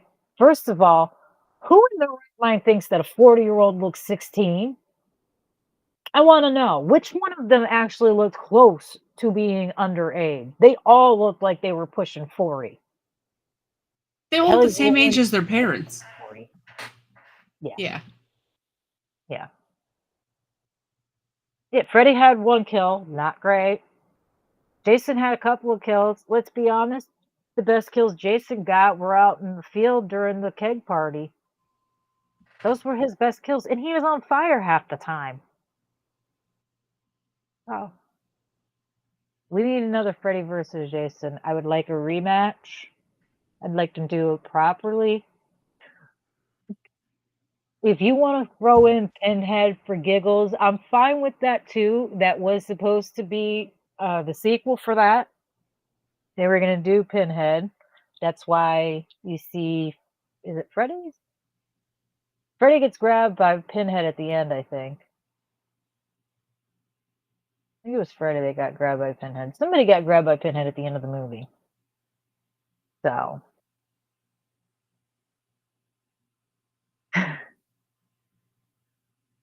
We got the Freddy and Jason experts in the chat. Let's see the. Yeah, they did. They made it more Freddy oriented and then turned around and went, no, joke, just kidding. I don't understand why we got so much backstory on Freddy Krueger. If you didn't watch or if you never watched A Nightmare on Elm Street, you weren't going to go see Freddy versus Jason. So I don't understand what the point of the backstory. It's kind of like the Batman or the Spider-Man movies. We don't need the backstories anymore. Why do we have to waste time every single movie discussing it over and over, or better yet, showing us why? Like in every Batman movie, do I really need to see a child go down a dark alley with his parents? Every Batman movie, every single one. Here's a question for Spider-Man. Do I really have to watch Uncle Ben get shot by a robber? Every goddamn movie. Every franchise I have watched Uncle Ben get shot. You know, that's a very valid point because when I said before that I asked Perry, well, how do you know what's going to happen? He's like, I read the comics. He is a fan and he knows what's going to happen. Me, who it never even occurred to me somehow that there's comics, and it's not like I've never seen a Batman movie before in my life. But do you think I really care? Right? If I already don't know the backstory, I really don't care enough to know the backstory because I'm going to watch a movie for what I see. So the same thing. If I don't know the backstory of Freddy and I'm happen to watch Freddy versus Jason, I'm just going to watch whoever he is in the movie. Chances are I don't care enough to even care about the backstory because if I did, I would have watched the movies. If I'm watching something, I genuinely don't care about a backstory that has nothing to do with anything. Do I need to know why little Spider-Man? Do I care? No. Have I ever asked during any of the mutant movies, all those wonderful X-Men movies, they have shoved down their throats for 20 friggin' years in the comics, the cartoons, the comics, the cartoons. None of them keep storylines straight. That's fine, different timelines, what have you. I've never asked why Xavier reads minds. Do I need to know? No. Have they ever bothered explaining it? No. We're fine with that. But Batman, we have to learn he's an orphan every single time, and we have to watch his parents die every single 20 minutes you could have spent doing anything else. 20 minutes. If you were just to tell me, hey, Batman's not a well-adjusted adult, he's rich with a lot of time on his hands, and no one tells him no, he's a vigilante at nighttime dressed as a large bat, I'd be like, cool. Don't care why. Let's get to watch it. Nobody's gonna have to see why he's an orphan. I want to, you know what backstory I want to know about Batman is where did he get all of his bat stuff? I mean, is Alfred just a genius who's out here manufacturing all this stuff? Like, or like, is Batman like who's inventing this? Who's manufacturing it? Like, that's what I want to know. What's his workout regimen? Because he looks like such a geek, but then he's doing all this amazing stuff.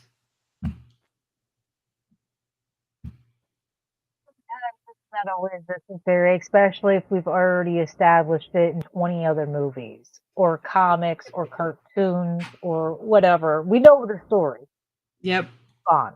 Like nobody, and I mean this from the bottom of my soul, nobody ever sat around and went, hey guys, you know what? We should find out why Leatherface is Leatherface. Do you know what we horror fans got anyway? A movie that explained why Leatherface was Leatherface. And you know what it was? Stupid. You know why? Because the one you expected to be Leatherface wasn't Leatherface. He ends up dead. Why? Why did I just watch this kid be unwell and unadjusted and be treated like crap for him to die in this other idiot who's scrawny as get out and I'm supposed to buy that key turns into Leatherface? Unnecessary story. I genuinely didn't care. Genuinely didn't care. Nutcase from the other movies playing cop and bringing home random hitchhikers was more than enough reason for me to expect that he had a bunch of psychopaths that he raided. You know, when I watched Texas Chainsaw, never once did I wonder why they were like that. I was just like, okay, psycho family. A bunch of I watched House of a Thousand Corpses. You know what I never asked? Why the Firefly family is the way they are? You know what? Because I don't care. Didn't care. Not necessary. I don't need to know why my bad guys are. That's the problem. People are too obsessed with why your villains are what they are. Disney's doing it too. They've automatically. Everyone has essentially killed the villain in the original story arc.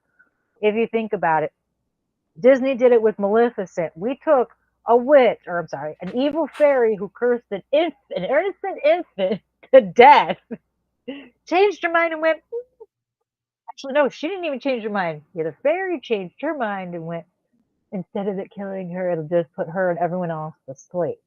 But no, what do we get? We get a fairy who was betrayed and had her wings cut off, and there's a reason she doesn't trust humans. You just ruined my villain. I didn't need her to be sympathetic. It was unnecessary. Unnecessary. They did the same thing with Alice in Wonderland's The Red Queen, Queen of Hearts. We've given her a backstory, made it to where her sister, the White Queen, lied, blamed her for this, that, and the other thing, and that's why she is the way she is, because she hit her head after she was disciplined for something she didn't do. I don't want to sympathize with my murderers. I shouldn't be sympathizing with my murderers. We've already established these people are not good people. Why are we all of a sudden going, you know what? Does it make it better if I murder someone tomorrow if I say, but guys, I had a really rough childhood and I wasn't a well-adjusted adult, but it's okay now because I'm doing my redemption arc. You don't have Just to. It ignore the doesn't matter. fact. Just ignore the fact that I've murdered hundreds of people. I just had a bad childhood. It's cool. The Red Queen I literally have a moat with hundreds of heads floating around, including my husband. But it's okay because I was tortured as a child. Feel sorry for me. Feel sympathetic to me. I know it's okay to be a bad guy and leave them as a bad guy. Yes, Pinhead. I don't need to know how Pinhead became Pinhead in Hellraiser. We kind of did something about that, and it was one of the bad movies. Why? Because nobody cared. Nobody wanted to know why. You know what? Pinhead is the guy who shows up. You opened the box. We came. That's, I mean, that man doesn't know anything about him. He comes in, says some badass lines, does some wicked stuff, and leaves. That's all I need. Yeah. Don't care about how he got pins in his head. Don't care about how he got in the box. Don't. Don't. Was it necessary? No. Did they try it anyway? Yeah. Did you see the new Hellraiser? I watched it like 4 times. Can't remember a single scene of it. Can't remember any of it at all. I think I fell asleep once. I'm not sure. Don't know. Can't remember. There's a female pinhead. That's about all I can tell you. I can't even tell you if she has any cool lines because I can't remember. Might have to watch that again one more time just to make sure.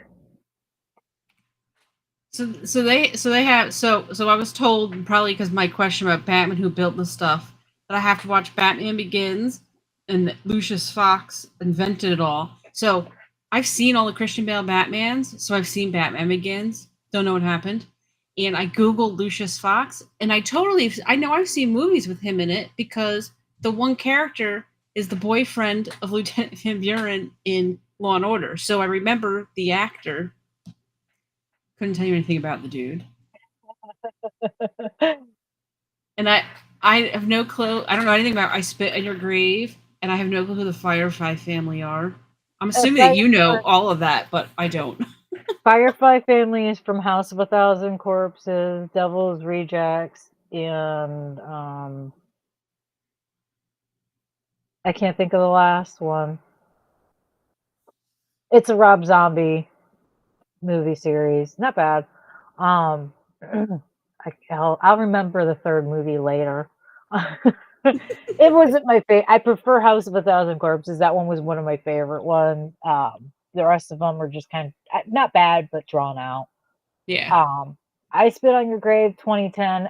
I watched the original first years beforehand, and when I watched the remake is good too.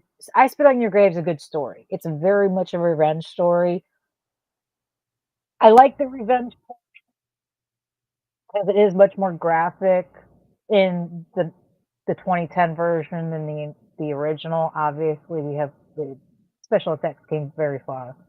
However, the opening scene of why she's spitting on your grave, um, it was a bit too long for me in the remake. It was a bit unnecessarily long, in my opinion. I feel I'm tired personally. I understand why we have to have some of these scenes and storylines to push the narrative along. I'm for that. I don't necessarily need to see it all the time. No, I'm getting tired of them using it as a form of art and to express a story. You can hint to that without having to show it wholly, you know? I like my horror to be a little less realistic, and unfortunately, that particular action isn't as unrealistic as it should be. So, I could have lived without the opening scene being a little too long. Otherwise, good movie. I thought the storyline was great. Just like there's a movie similar that came out not too long ago, and I think it's called Revenge. But there's a couple of them that have come out. But those are really good too. Those are really well done. Two of them were actually done by female directors, and they are so well done. Um, your rape scenes aren't long. They're very tastefully shot, and then your revenge scenes are really long and drawn out and graphic. It's awesome.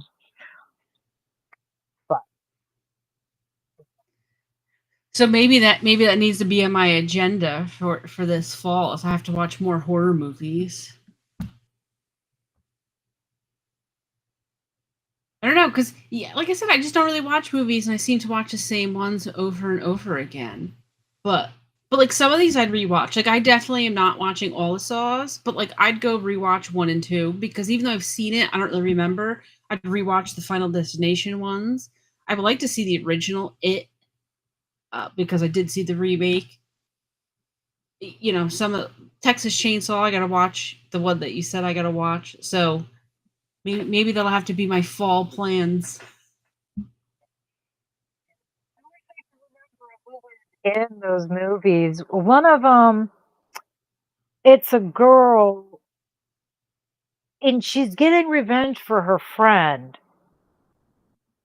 Oh God! And I wish I could remember the name of it. And the other one, it's actually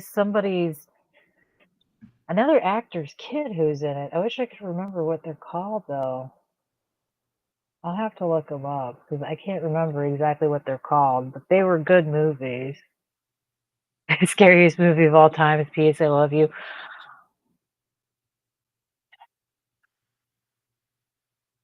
I want to say I've watched that one, P.S. I Love You. Sounds so familiar.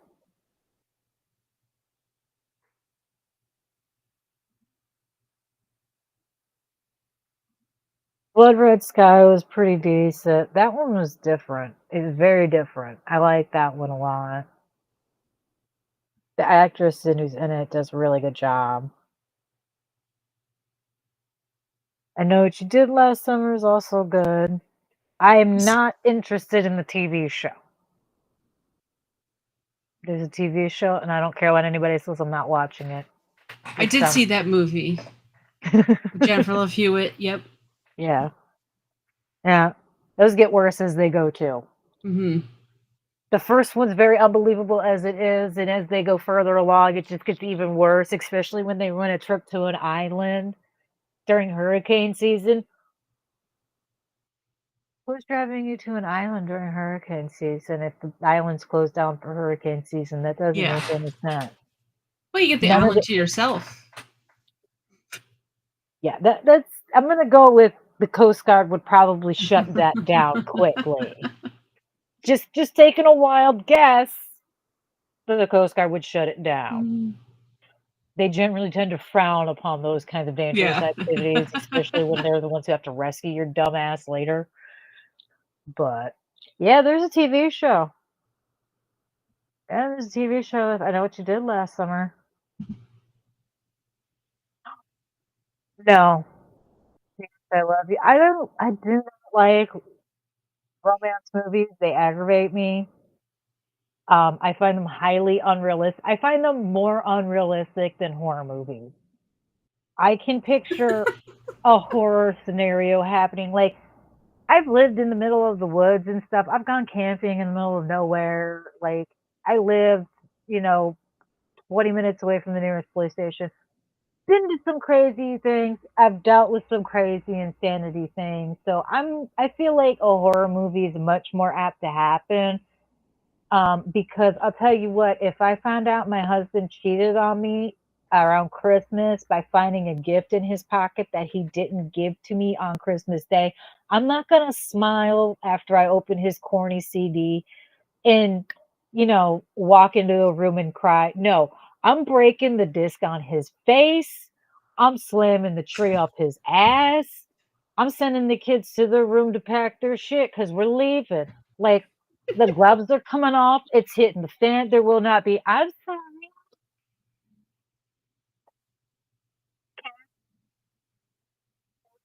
I find most romance movies are highly toxic, inappropriate, unrelatable, and I can't think of a single woman who would allow most of these things. Okay, so I don't watch many romance movies, but I actually love Pretty Woman. But thinking about it, is it's actually hilarious because she's a prostitute. But how many people love that movie? But like you glamorize the fact that the dude just hired a prostitute for a week and then he falls in love with her. And the real dark part in the original strip, she was a cocaine addict. They changed it because they thought it was too dark. It Like, is, and instead when he thinks she's doing drugs, she's just flossing the strawberry seeds out. that's kind of, yeah, some of the scenes I think were already started shooting, and that's why she does some of the weird things she does. And because some of the things she does, the bathtub scene, think about the bathtub with the bubbles. Mm-hmm. Something like that. Even a broke person has had a bath with bubbles before. You're not really? No, you're on drugs, honey. You're on drugs. You're on some good drugs. I'll give you drugs. You're on drugs. No, I just find most of them. If Perry was like introducing you to his friends and they were like, "Oh, how much?" and he just kind of laughed it off, you wouldn't stand there and be like, "Oh, Yeah. you'd whoop his ass." I'm sorry, you said what? How what? Yeah. Yeah. Romance movies are like, no, just get a hug. He'll say he's sorry. It's okay. You'll get some flowers and some candy, or he's going to stand outside your bedroom with a speaker and play some corny love songs from the 70s or the 80s, and it's going to woo you back into position. I don't think so. I don't think so.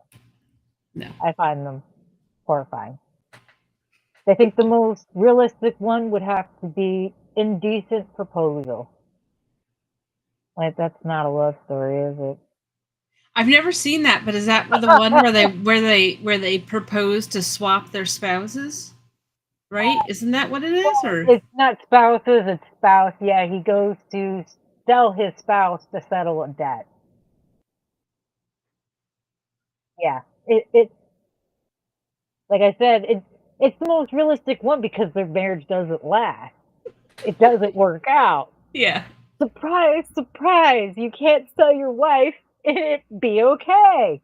Who would have thought? Yeah. Never would have known. Never would have Nope. I like horror. I like comedy.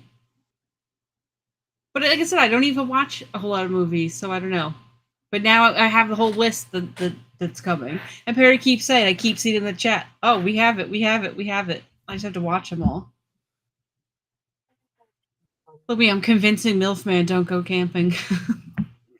I don't go camping anymore. I used to go camping. I don't do camping anymore. I don't do camping in tents.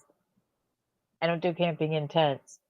I also live where we have gators, so that's for safety reasons on my account. I'm small. I probably would be delicious. I am the finer white meat. I will look at this. Look at this tasty. This doesn't scream chicken wing. I don't know what does. Um, Not no, boneless, Kevin, though. yeah. There's bones in. It's a bone in. It's a bone in. Um, but even so, I have to laugh because I always make the joke of Jason Voorhees is gonna come hang out with us when we're in the cabins, walking through the woods. See, that would make the camping exciting. I don't know. I don't go camping. I don't go to the woods.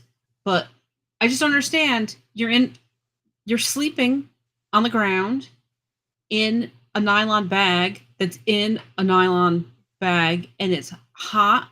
You're on the ground, there's bugs. There's who knows what because you're in the middle of the freaking woods. No.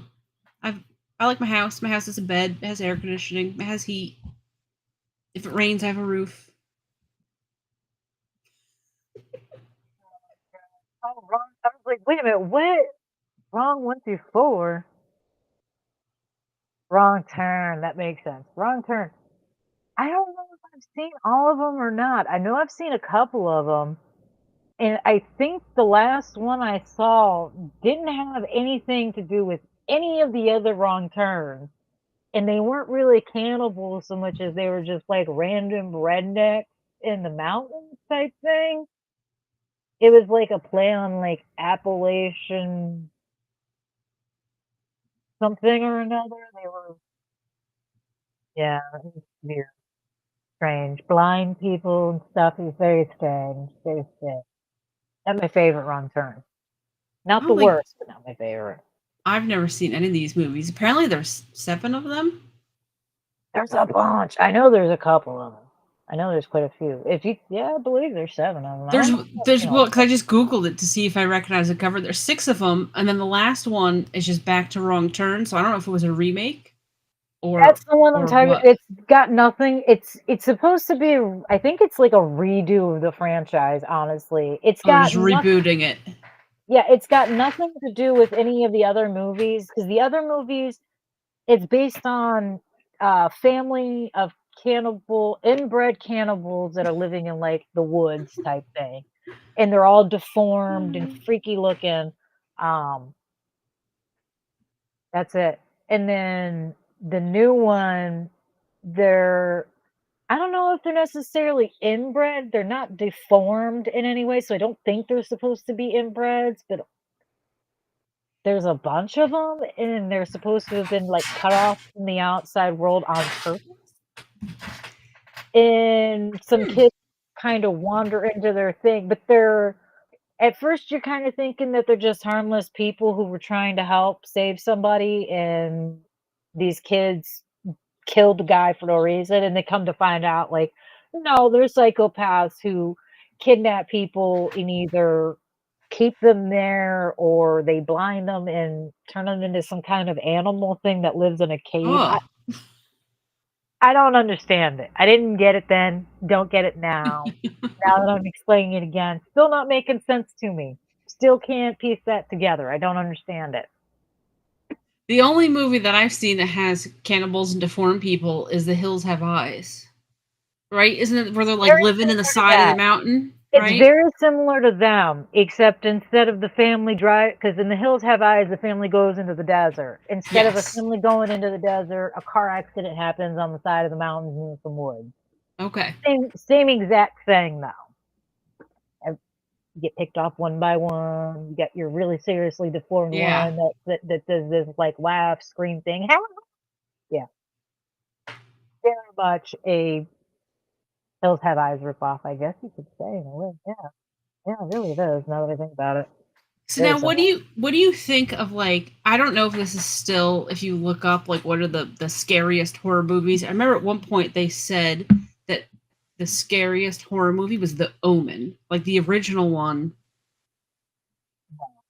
Um, Now, I watched that and it was fine. I was not scared, but I have to admit I had to drive home like 20 minutes home by myself in the dark and I was kind of creeped out. yeah. No, I But wouldn't say the Almond was even probably one of the scarier ones. I've heard many a times The Exorcist is one of the scariest movies of all time. Do I consider it one of the scariest movies of all time? No. It was one of the scariest movies for the time frame in which it came out in mhm. society. It was extremely paranoid inducing. Um, and I can understand why. People back then were a lot more religious and a lot more strict with their religion than they are now. A lot of times your people are more apt to be comfortable, making fun of religion and what have you and whatnot, and not being religious in general. Whereas back then, almost everybody went to church in the 70s and 80s. Most of us went to church in the 90s. Don't know why, but we all did at some point. I think everyone went to a Mhm. teen youth group. Why? Didn't matter. Your mom sent you. Um, I would have to say, if anything, though, the scariest movie. It's a tough call. It just depends on the person, really. It depends on what terrifies you more. If it's more of a psychological horror thing, then I would still say The Exorcist still holds up, or Damien. Damien's a pretty good one too. That Now, one, Damien though. That's the kid from The Omen, right? yeah, So is it like a sequel to it? Is it a remake? yeah, it's a sequel to it. It's Okay. supposed to be when Damien gets a little older. Because in The Almond, he's supposed to be like 5 years old. Hmm. Yeah, In he's little. Damien, yeah, in Damien, he's closer to 10, I think, or 12 or something. Like he's a little bit older. And you can kind of see him be more Evil. concerning and questionable. And If you've ever been around kids are creepy. Kids can be creepy. They're tiny people and they say some weird things. Hmm. They do some weird and they can hide anywhere. Kids can be very creepy. And if they say the wrong things and have the wrong instincts, the porn comes to mind. And another one, the original Children of the Corn could terrify people if you're a parent. If you're pregnant, I'd say Rosemary's Baby's horrifying.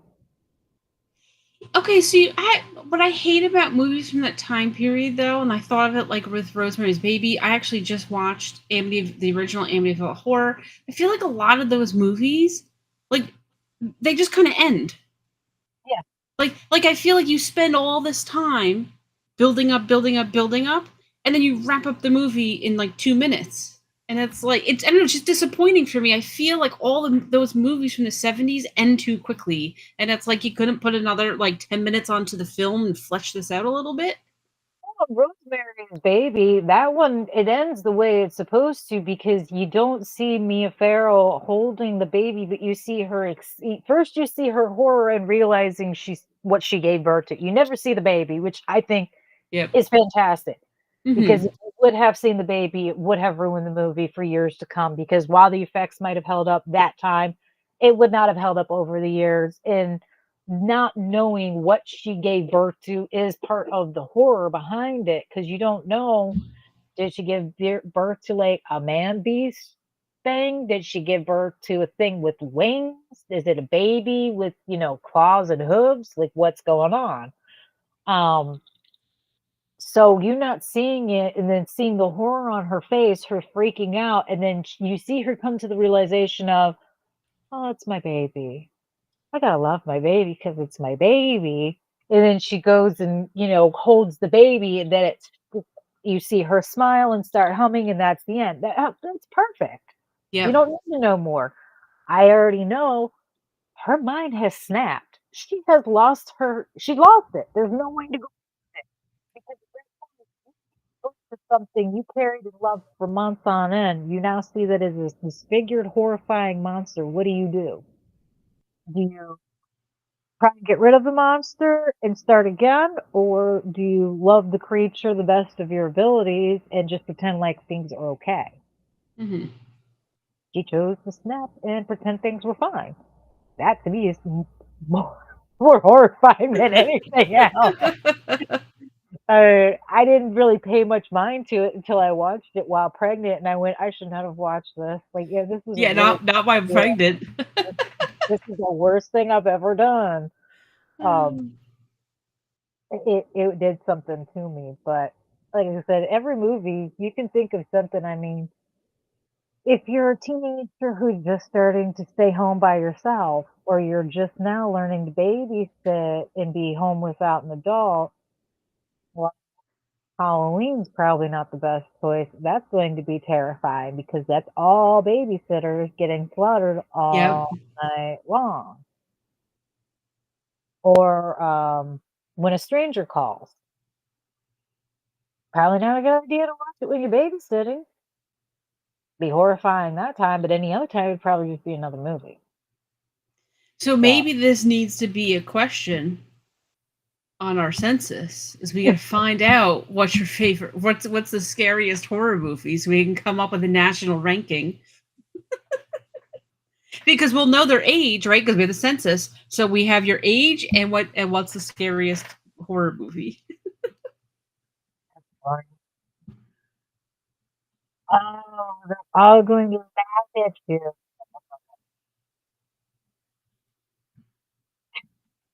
Is it really? It can't be the one. Oh crap! It is. Oh god, we've done it again. Two and a half. Oh my god, it's after midnight. It's 12:02.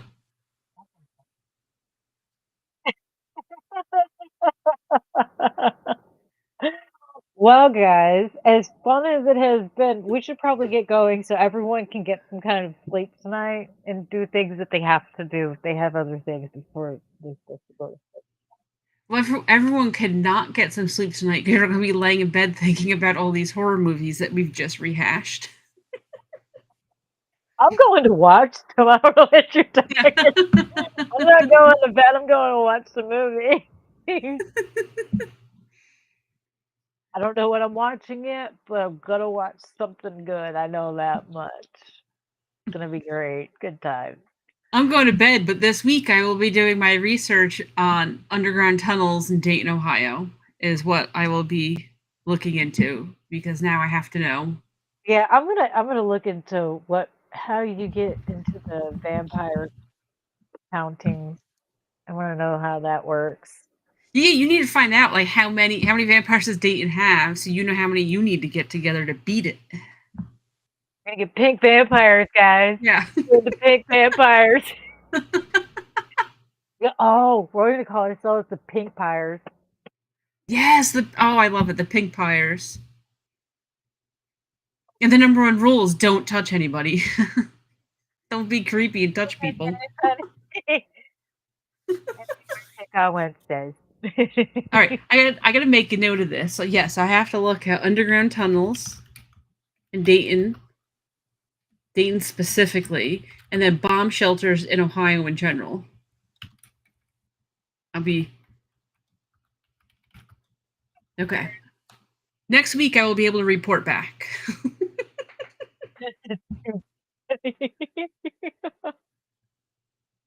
Oh, goodness gracious. Well, guys, thank you guys so much for the chat. You guys are awesome. You guys are always fun.